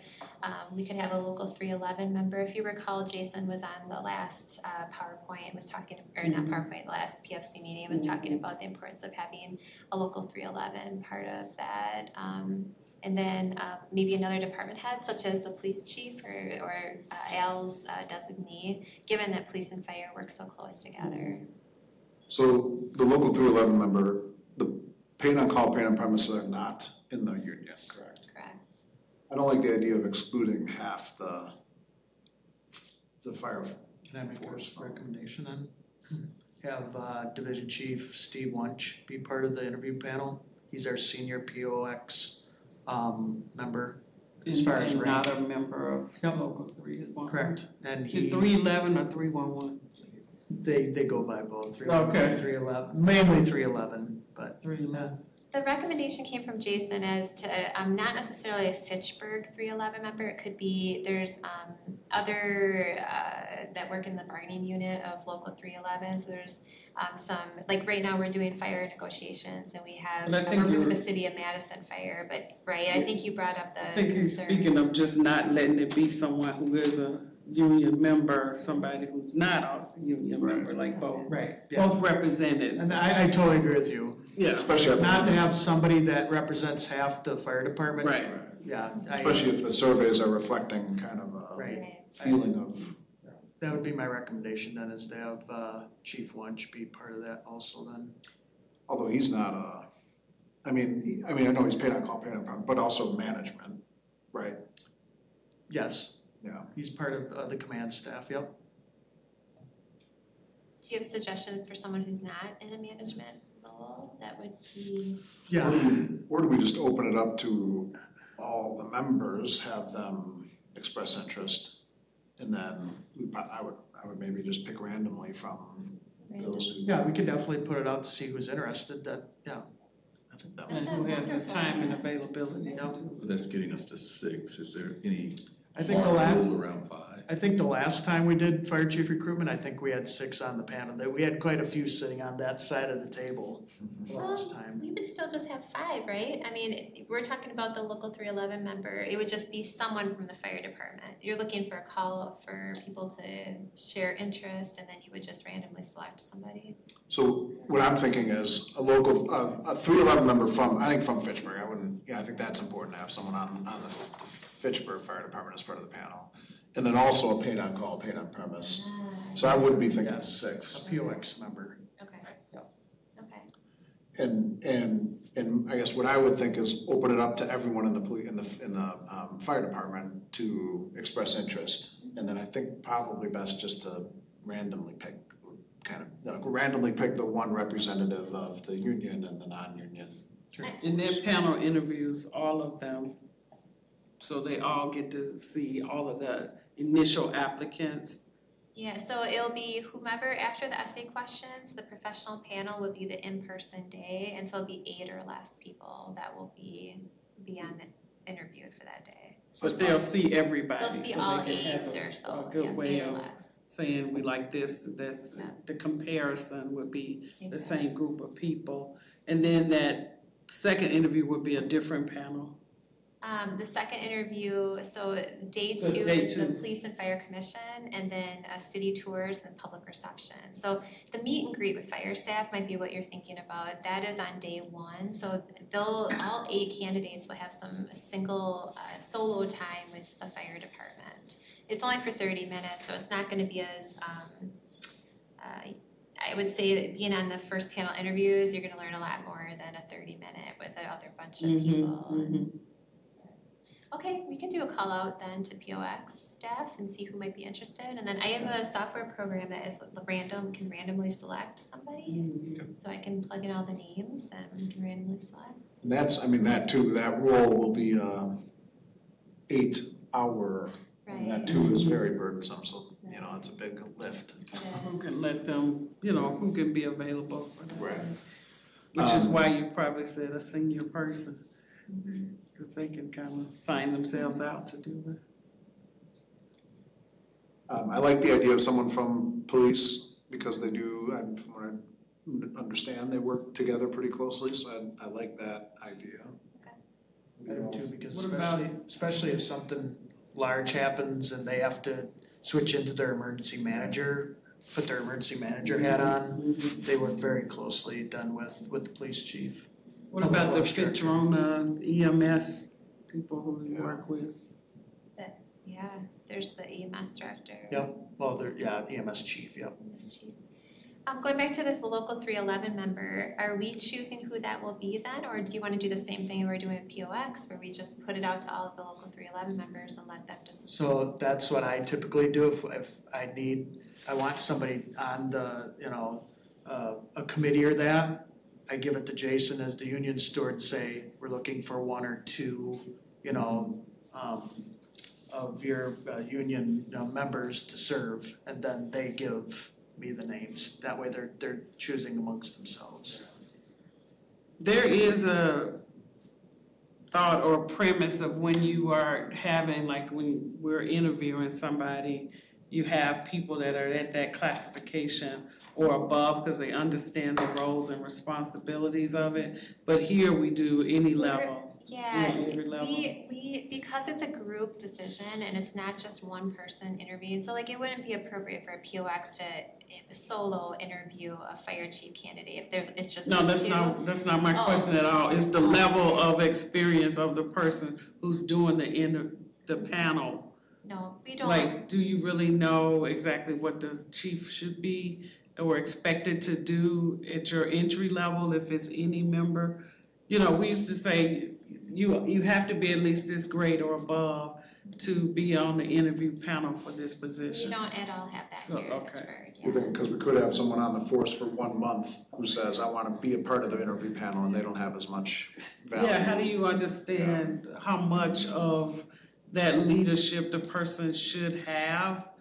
You know, enough base experience to be able to make an assessment of this is the person I would like. Unless you choose the most senior person that volunteers from the list of people, so the most senior Yeah, US, that's what my concern or the most is. senior local Like, 311. You know, Yes, we have the possibility if 20 put in that random names picked, it could be an A brand intern. new, right? yeah, and Yeah, I don't know.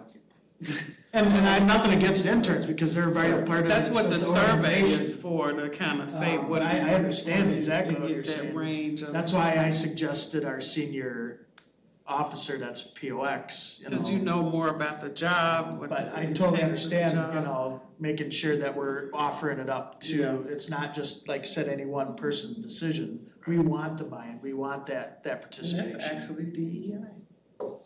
There you go. Or is it? I would just caution not to let this list creep up to 8. Oh, no. Becomes so. Yeah, the panel gets too Let's big. keep it at 6 if that's what we are. Because there'll be, or unless they're just kind of sitting in a room and making notes, but not questions from all those people. But it could be intimidating Wow. with that many Yeah. people in the room. Just so you know, at Fitchburg, we give them the interview questions ahead of time. So they Okay. have that ability to see them, and then they can have it in front of Okay. them during the interview. And we try to put people at ease. It is not our goal to make people feel really uncomfortable. So yeah, 6 is a lot, but it's not unheard of. At I that level. definitely want to go above 6 for sure. I guess I kind of like the idea of a random, whoever from local 311 wants to put the name in the random hat, and whoever from paid on call, paid on premise wants to be a. And then maybe you could provide some kind of, the same metrics or scale or something. This is the criteria that we're looking at, and educate them a little bit on, what to record. Like, do you even know what to document on the interview process? What things you shouldn't write about, what things you should. Oh, we'll give interview training, yes. Okay, So good. we have our employee resource group members sit on interview panels sometimes. So we Okay. already have a interviewing best Okay. practices training that we'll give. So, Yeah, so and the anyone who's intern sitting might on a not. panel, for the first time, who might not know about what to write on the interview notes, or, Yeah. we can definitely give them a good training. It'd be awesome experience for them. Yeah. Yeah? It's definitely bragging rights. Yeah. I was part of your interview process. The neighboring municipalities, so am I hearing that we want to ask Patrick Anderson, who is the EMS chief, as opposed to a fire chief at another municipality? Yeah, that's why I was making the point about keeping it at 6 and not. Yeah, oh, right. I would think one or the other. Right. So it stays at 6. Yeah, I don't know what I think. What do y'all think of that? If we're keeping it to, it's the neighboring fire I chief. like the idea or of, EMS. of the neighboring fire chief, I guess, more than the EMT lead chief. And if we have to go one or the other. How much do they work together? Oh, very, very closely. I mean, their ambulances are in the firehouses. We work with their paramedics and staff. The one deputy chief has an office over at Firehouse 3, so we're working with them on a daily basis. Kind of running each. Well, could a neighboring municipality fire chief be on the essay question panel? And then the Fitchburg EMS, because that's somebody you'll be directly working with, and you can hear some of those buzzwords does this person really know about the EMS? They could, and how that it would works? just, we're already at 4 members for the essay questions, and adding a 5th person for the essay questions is kind of a lot, but we can do that. I feel like that's asking a lot for a head. For them to look at the To look essays? at all Okay. applicants, to 5 or whittle so. it down to the 8 or so. That seems like a Well, big task then- for a fire chief and another. So this is the first panel interview, then maybe neighboring municipality fire chief would come into play when we've narrowed it down to here's the applicants. And, you know, that way it's fewer, and then they can go, well, we talked about this or that, and I asked them, this person about this or that, they knew it or they didn't know, or I was impressed by this or that, versus a bigger pool. I don't know. Well, here's a thought. I mean, we have an interim fire chief. We have Chad that will be on there representing fire. If the department's moving toward EMS at some point, we're missing that component. I know you know EMS, so you have that paramedic side, correct? I'm an EMT basic. Yeah, so you have that too. So if you think you have that enough, and you think the trauma EMS person may not be necessary. I was actually, no, I would like to see, you know, Patrick, Chief Anderson involved some way, you know, because once again, the fire chief works very closely with the police chief, works very closely with our EMS chief. So if we could get him squeezed in here somehow, that'd be Day ideal. 2, is there? With the city tour, we can talk about, we already had 3 people that we were recommending for that, so. Yeah. What if, other thoughts to kind of throw out there for consideration, what if we had either Chief Anderson or all of the Fitch-Rona group do a meet and greet kind of with the fire staff, or another meet and greet? Is that too much? I don't know how that would work, just because I don't know. You'd have to tell me, Chad, if you feel like, because I think there's that sensitivity there between, you know, what's gonna happen with EMS, right? Is it gonna be taken in-house? And if we are inviting them, it almost gives that impression that, yeah, we are gonna be bringing EMS, and I don't know. But That's we're just my actually own- working with them right now as a collaborative, We correct? are. So it's just giving them an opportunity to, you know, it's gonna happen either way, you know, after the person is hired, or is it, you know, are we asking for your input to see how this works? If we add EMS though, it might take away the opportunity for the fire staff to have more one-on-one time with who will be their direct supervisor, as opposed to another department that doesn't report to the person. What if another idea, what if we added a one-on-one 30-minute, or 2 people, 30-minute interview with Chief Grossen and Chief Anderson with the candidates? That's more time of yours. And then, you know, then maybe don't do all the panel interviews, but you have a chance to offer thoughts on the individual in a smaller group setting with Chief Anderson. So first panel interview and the second one with the EMT, or instead of? And I'm thinking, looking back at page 4 of your PowerPoint, Sarah, like kind of fitting another 30-minute interview in there. So they meet with the mayor and administrator, they meet with fire staff, and maybe in between there, it's also, they meet with Chief Grossen and Chief Anderson. Another prospect or idea. So, I mean, like Sarah said, to try to expand those that are in the fire department to be involved. If that's a possibility where I get to be, you know, have that meet and greet, I have absolutely no issue in being right next to Chief Anderson to do this. You could take my name off the panel, professional panel. And then we can put one of our other staff in there. I would prefer it to be a chief type. Command staff. Yes, command staff. Well, but we already have 2, so really, if we look at professional panel, you were gonna be on the interview, a local 311, and a paid on call. That's 3 people from Fitchburg Fire being on the professional interview. Do we feel like that's too many? That would be 50%. Because the interview itself is gonna have questions that's already made up, right? Right. So having some of the people there just for you were included in a panel different from those who can really assess the skill of what that chief would have still lends to me more of a higher level then, because, you know, you're reading the question and here's the answer coming back to you. What does that mean? I can kind of see them on some of it on the backside saying, if you've learned this about this chief applicant, what do you think? Who would you vote for, so to speak? Or who would you recommend for the job? Maybe more for the lower level, in less experienced, I should say, take that word back.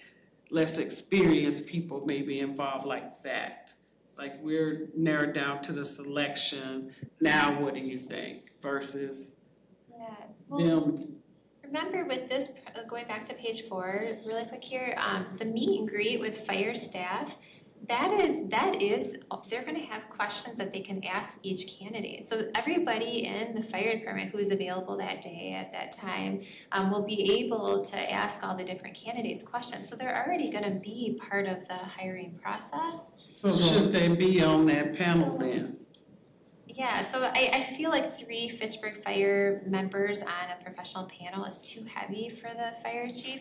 I mean, everybody is gonna be involved already.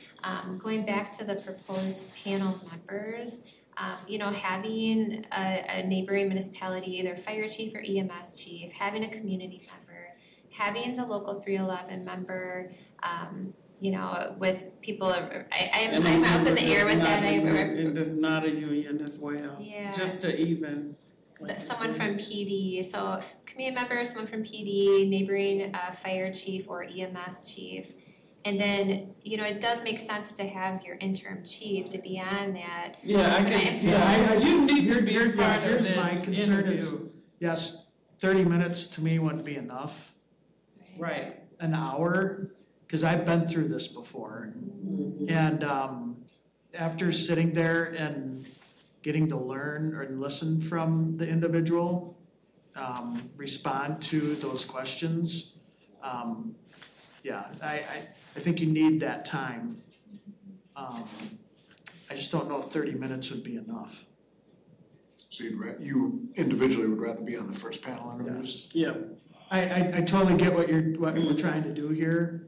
I think you need to be on the interview, But, because it's different from a meeting. And like I said, we want to make sure we're hiring the best qualified candidate. I'm assuming you're not applying for this role, but you're saying, hey, are you gonna be my boss?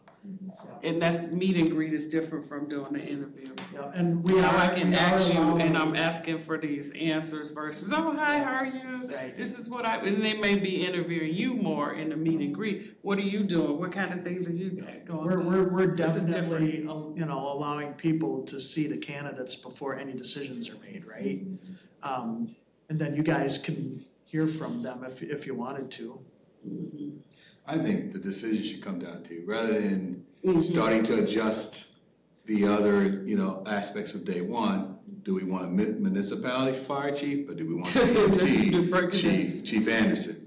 Let's just make one or the other, and keep it at 6, and that, to me, should be the decision that's on the table.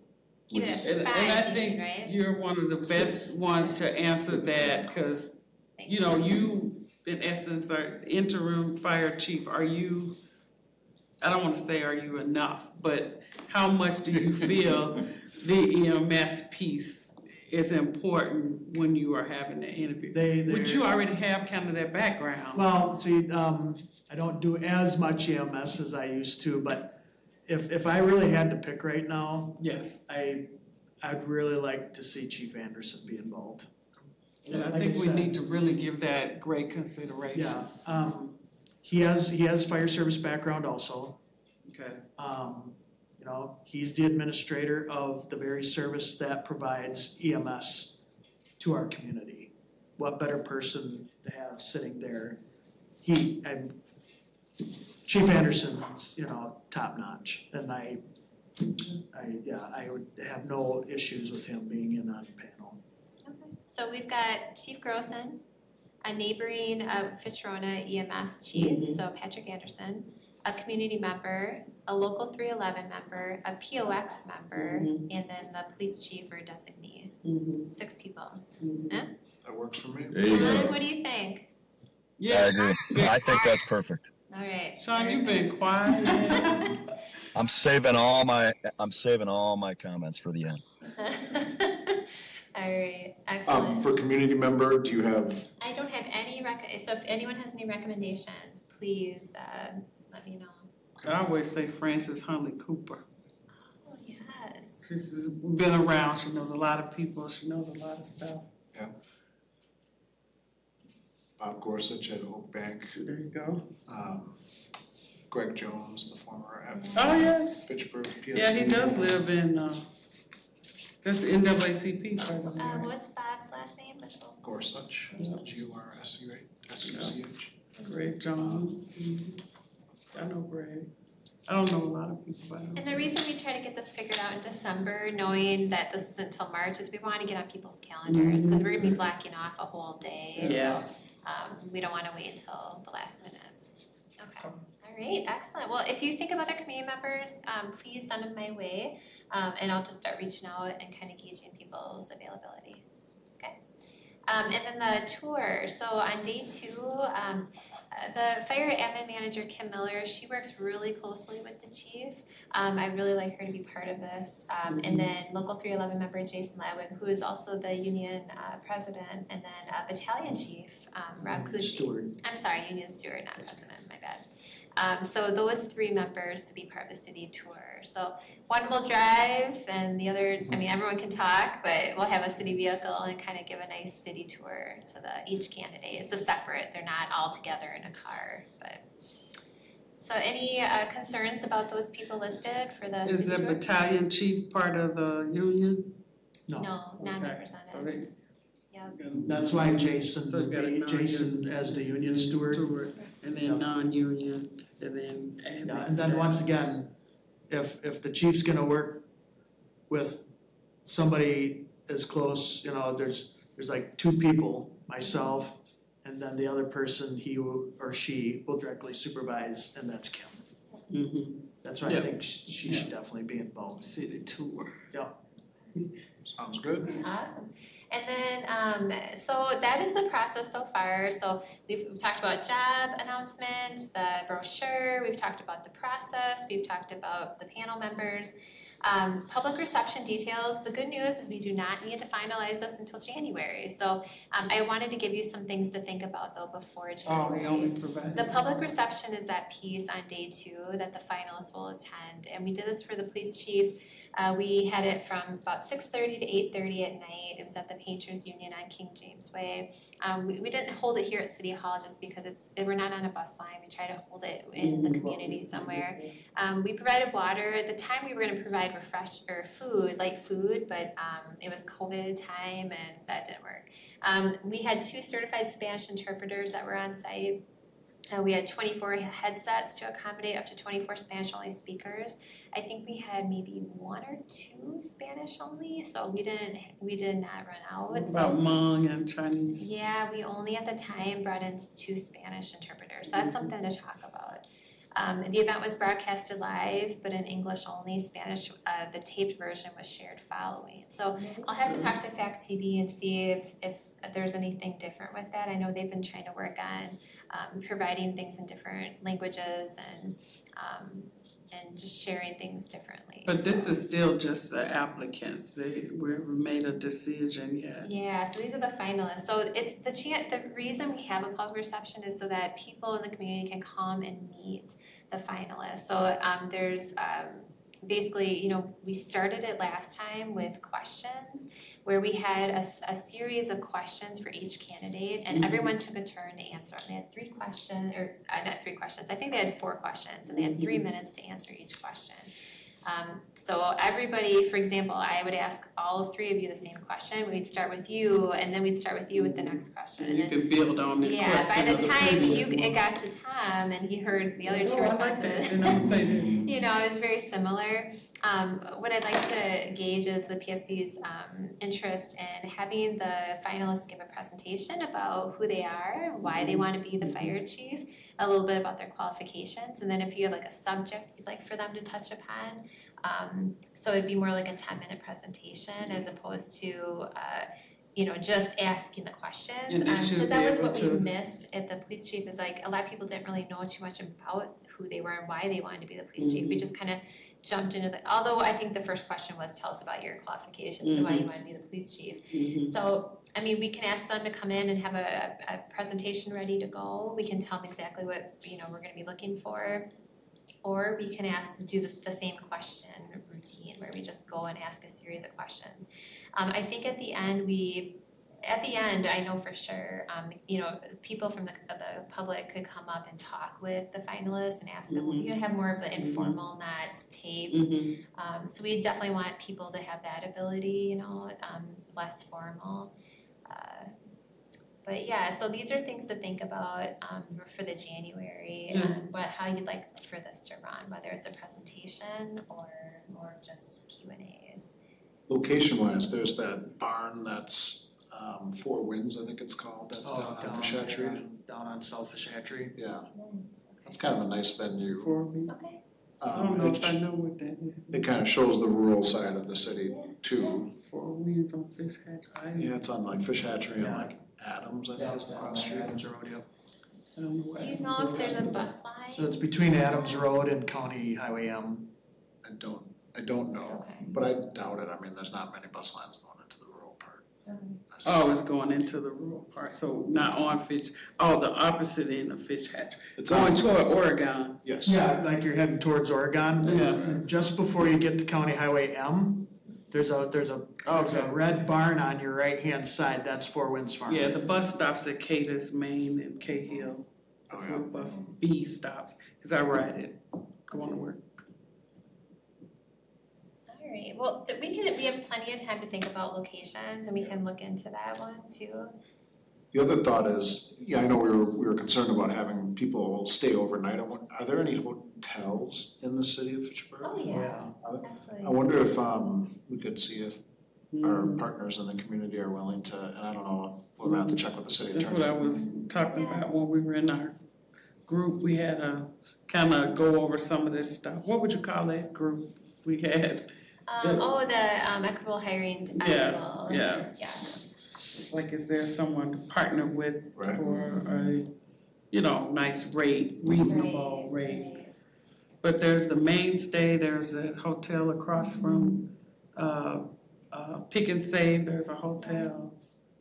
Oh, yeah, the Wyndham. I'll talk to Mike Zimmerman about that and see, he's our economic development director, and he knows all things about hotels and deals and things we can do if there are any deals, so I'll look into that and see. Okay. So yeah, just think about the public reception a little bit. I'll have much more information for you in January, but kind of think about what you might want to see from the candidates. Or over there by Target, there's a hotel. Yeah, the Country Inn and Suites. Yep. There's Couple by Target. Staybridge Uh-huh. by Target there. Yeah, so there's a number of them in Fitchburg. So then at the next meeting in January, this is my last slide for you, we're gonna approve location, the tentative date and time for the public reception. The reason we gotta try to figure out the date and time is we have to start working on kind of marketing the public reception. And then we wanna figure out, do we wanna do a presentation versus questions, or do you wanna do a hybrid? Do you wanna give us a little presentation and then we're gonna do some questions? We could do both. And then approve the outreach method. How are we gonna get the word out that we're gonna hold this public reception? And we'll also, in closed session, approve the benchmarks for the essay questions. So I'll have a draft for you, and then we can walk through that. And then same with interview questions. So we'll finalize those in closed session for the first panel interviews. And then maybe even the meet and greet questions, actually, that as well. So if we let them know the ideas of presentation, will we want the presentation to be the same, or will we give them different topics to do so we wouldn't have that copycat kind of thing? Yeah, Yeah, that's a good question. In the past, when we've done presentations, we've always asked them to do the same topic, and then you can easily And they can do it however they compare. want to do their Yeah, time. yeah. Yeah. Some people prepare a big presentation. I've had people not prepare a presentation and You just, just you know, wanna we do talk. this for, yeah, exactly. Yeah, it just depends on It all depends personality. on, right, and how much effort they put in. Some people put a ton of effort in, some people keep it real quick slides, but they have a lot to say. They'd rather, you know, so everybody's a little different, so. I think you're always gonna kind of have questions at the end. Somebody, are there any questions? It's just gonna happen. Exactly. Unless, you know, that hard time kind of Yeah. goes into stop time. Exactly. So that is the process. So if everyone feels good about it, the last step for today is just authorizing the start of the recruitment process, again, to be posted January 2nd. I will move to start the authorization process for a fire chief recruitment on January 2nd, 2025. I will second. Any discussion? All those in favor, raise your hand and say aye. Aye. Any Aye. opposed? Okay. Thank you, Sarah, for all the work, and Chief, for all the work that you've put into the process and getting it in shape.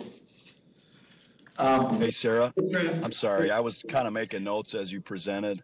Yeah, I didn't want to interrupt you every time you went to some slides. Can I offer a few comments? please do.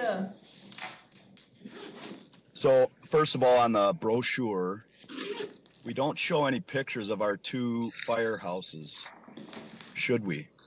They're pretty brand new. I think would that be important to put in the brochure? Absolutely, yep, we can have pictures of our three, yeah, and the copy I sent to you, I think I had 2 fire stations, because I was thinking like, where just the fire engines were coming out of, but we actually have 3 fire stations, so I updated that in the brochure, but yeah, I can look at, adding some pictures of the fire stations. Maybe instead of City Hall there. Yeah, that's true. My other question was around the narrative with the EMS. Yeah, Earlier this year, late summer, we had City Administrator Brecklin in our meeting, and we shared our frustration with the timeline. It takes a year or more to start this process. And his answer was because we have this ongoing EMS decision and we want to get that done before we put a job description out there so this candidate knows what they're signing up for. But it appears to me that we have nothing decided. It's still a combo, you know, we're still talking about the potential in the future. So what changed? Or did we just get hoodwinked? yep, had we received the referendum, then we would have been able to do the in-house EMS, but because we didn't get the referendum, now we're kind of in a wait and see and kind of trying to figure out the funding. So I think, Sean, and correct me if I'm wrong, but I think City Council decided formally, I think, that they're not going to push that EMS joint, or, you know, doing. So what they're doing is they're going back to the City of Verona, Town of Verona, and they're looking at the intergovernmental agreement, and then, you know, making the adjustments there. After that, then they'll look at what the next step is. Gotcha. So, but the first things first is they had to meet with the Veronas and get that, like I said, IAG, you know, settled. So I think, Sean, for the short term, IGA, I should they did make a decision, but it sounds like it's still something potentially in the future. Well, that's too bad we had to wait for that. Sounds like an underwhelming response. On the timeline, this is just maybe my own personal problem, but we're in charge of picking the next chief, and the first time we're going to meet any candidates is going to be after, well, only at the finalist stage, I guess. So PFC really, we'll pick the finalists, it sounds like, but we aren't going to be able to interact with any of the candidates prior to that, correct? We're going to rely on feedback from these panels to make our choice of who the finalists are going to be. Is that correct? Correct, No, correct. We're trying to make the most of your time. I mean, if we have 8 people coming in, that means the PFC is going to be here for 8 hours. We can certainly change and put the interview with PFC on day 1, so you meet all 8 candidates, and then maybe we have them come back for a 3rd interview on a different day to meet. If you wanted to decide on, I don't know, the way it worked and how it's worked well is that the PFC hasn't typically had the time to sit in on a whole day of interviews. So by doing the process we have laid out, you're getting feedback on day 1 from everybody, and you're deciding who to bring in based on that feedback. But now instead of being here for 8 hours, you're truly only meeting the people that we're really serious about. And just funnel-wise, as I think of this, there might be, like, you thought like 25 or something applicants. Right. We'll whittle that down to 8 through the review of the essay questions. Exactly. And then the thought is roughly, we'll whittle that down after the first day where we're not involved, we'll whittle that down to 4. Exactly. I guess we are involved at the end of the first day to kind of hear what everyone said about 8 candidates and pick 4 or so. Yeah, so the PFC is very involved in choosing, but you're relying on the Other people to tell other us. people's feedback. So you're putting faith in the panel that you've selected, into the fire staff that have been part of it. Yeah. I thought Commissioner Banks raised her hand for the Essay. Well, for the yeah, essays. so That's the commissioner essays. will be part of the essay questions, The essay. right? So that's looking at all candidates. Yes, That's that's right. weeding it down a That's little. Now, we have to trust her that she's That's right. the best Yeah. interest of the commission. Correct. Certainly you guys can, tell me what you think and what you're looking for, but that's where that criteria is gonna come into place. But this is an odd question, but when they're being interviewed, is that recorded or in an area where it can be viewed? We're not in the room, but we can hear it? Are you talking about the professional panel interview? Yeah. We typically don't record those. Or could it be shown so we can, in the background, see, like, we don't wanna sit in a room, Well, you don't wanna sit in a room with them, but it'd be interesting to hear those interviews. you wouldn't have the time is the only thing, because we'd be meeting with you on day 1 at 5 or 5:30. You wouldn't have the chance to watch 8 interviews if we had 8 candidates that came in. We would have, our jobs know that we're doing this, we're on the commission, and we're taking a day to Oh, do we're talking that. about live, like as they're happening. Yeah, Live stream. Oh, live streaming. well, not so much streaming, but live streaming makes it seem like we're somewhere else looking.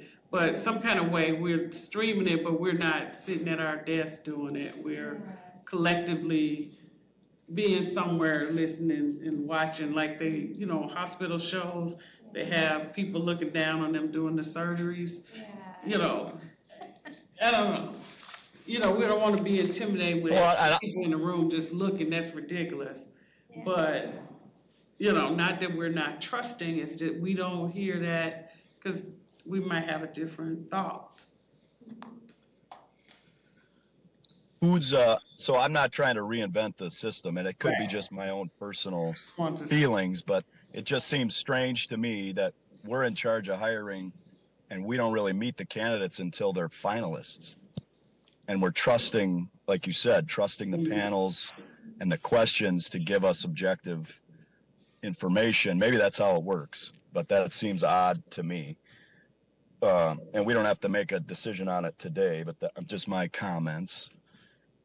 Well, we do have to make a decision today because we have to have the recruitment process and timeline on the job postings. We can kind of give people an idea of what to expect.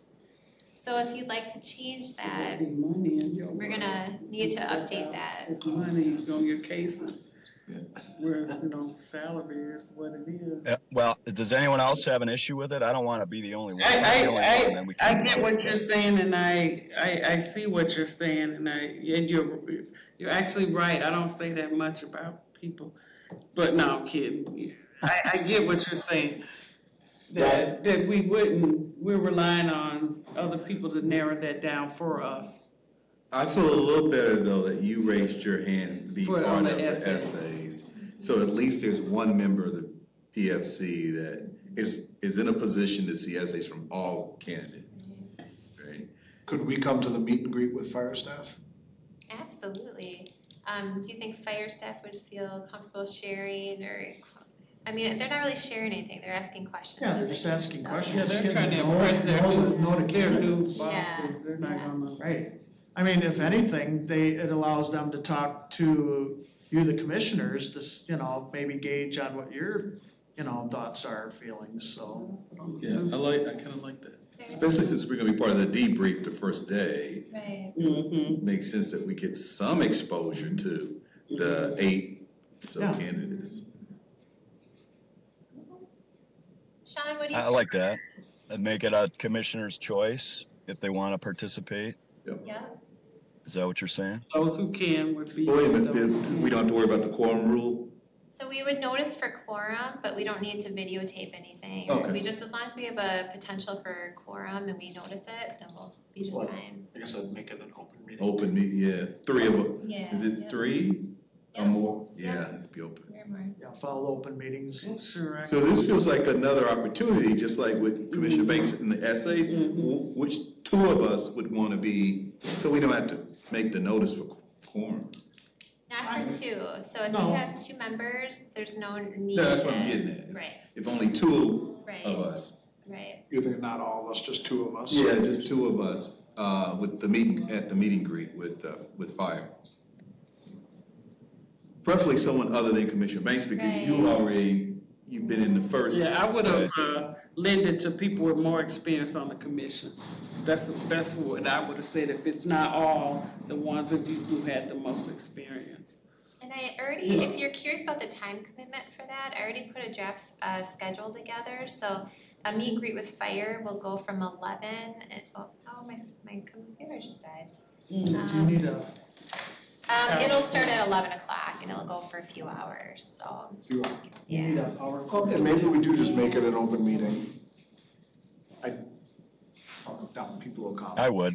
It doesn't hurt to notice it, right? And then if we all show up, of course, covered. And maybe we just have to be careful we don't talk business, like PFC business while we're in there. Just listening and note taking. Hopefully it won't shut the It's okay, fire don't worry about folks it. down, It's fine. because We're at the end. if people from the public do show up, they won't be as candid in their interactions. Right. Could be. But 2 members, do you think? So if it's 3, then that's an issue. Right, We do like, Because we don't know what Veronica might want to do too. right. But I know I'm newer, and if it has to be a reduction, I'm fine, But if I could go, that would be nice too, but I don't want it to be a big headache. Can you do that? Because we are the commission, and I guess we would be going on behalf of the commission. we could do like 2 of us for the first hour, 2 of us for the second hour, and You then could one split person it toward up. the end. Absolutely. And then Would you the like to- different candidates. that works for me. That's good by me, You too. don't have to do it, but 3 or more, you have to do it. Exactly, yep. Okay, so everyone's gonna split it up into segments, so there'll be at least 2 members coming. And it could be the same too, all day, because. Yeah. Yeah. I think, let's try that. Yeah. Sean, does that work for you? Yeah, that's fine with me. My last question was more of a clarification. So the broad pool, you're expecting 25 to get to 8. Is it based solely on those essay questions, objectively scoring them, picking the top 8? Areas. Is that how you? And it's gonna be their resume and application, so their experience or education, their certifications that they might have. So it's not just the essay questions, and it is objective scoring criteria. So that's the experience and all that scored as well? Exactly. Yep, so it's not just on the essay questions. So nobody's picking, it's just the top 8 scores? Exactly. Okay. Yep. Could more than one member of the PFC evaluate the essays at the same time? mean, we could. Oh. Yeah, it's all work, it's a very long process. Yeah. Sean, no I need. don't think we, The commission will. I don't think we need to do that, yeah. The commission will We approve won't the do that. criteria, so like Okay. no Yeah. worries, you're gonna have full control over how these applications get scored. Sure, yeah, that. I'm just, Veronica's not here. Yeah, so, yeah, she might be interested And in then- agree with fire staff. Yeah. So then after the day one, it's us that's picking the finalists based on the information we get from these various panels. Correct. That's correct? And then we get the finalists and then after that too. Yeah, I think we need to be involved in that first, first 8 with the essays. And then those 8, so we need to look, cause there's some perspective we might have, yeah. So we're gonna keep it Okay. closed so we don't have to make it an open meeting. Right. That's good. Those are my comments. Thank you. Those are excellent. Thank you, Sean, for bringing that up. I definitely want everyone to feel as involved as possible. So if you have any things that you think about overnight and you want to talk about it, call me. I'm happy to talk through those. That's a good point. We were trying to move this meeting around so Commissioner Ibarra could be here too, but we couldn't find a date that would work for her. Oh. So, but yeah, she certainly provides input too. All right, anything else for the fire chief process? Agenda item number 7 is announcements. Real quick, we'll be in the chambers for January. They're kicking us out of this room because they need it, and then we'll be back in here the rest of the year for 2025. Yeah, I saw that email. All right. I move adjournment. Second. Any discussion? All those in favor, raise your hand and say aye. Aye. Any opposed? Aye. None.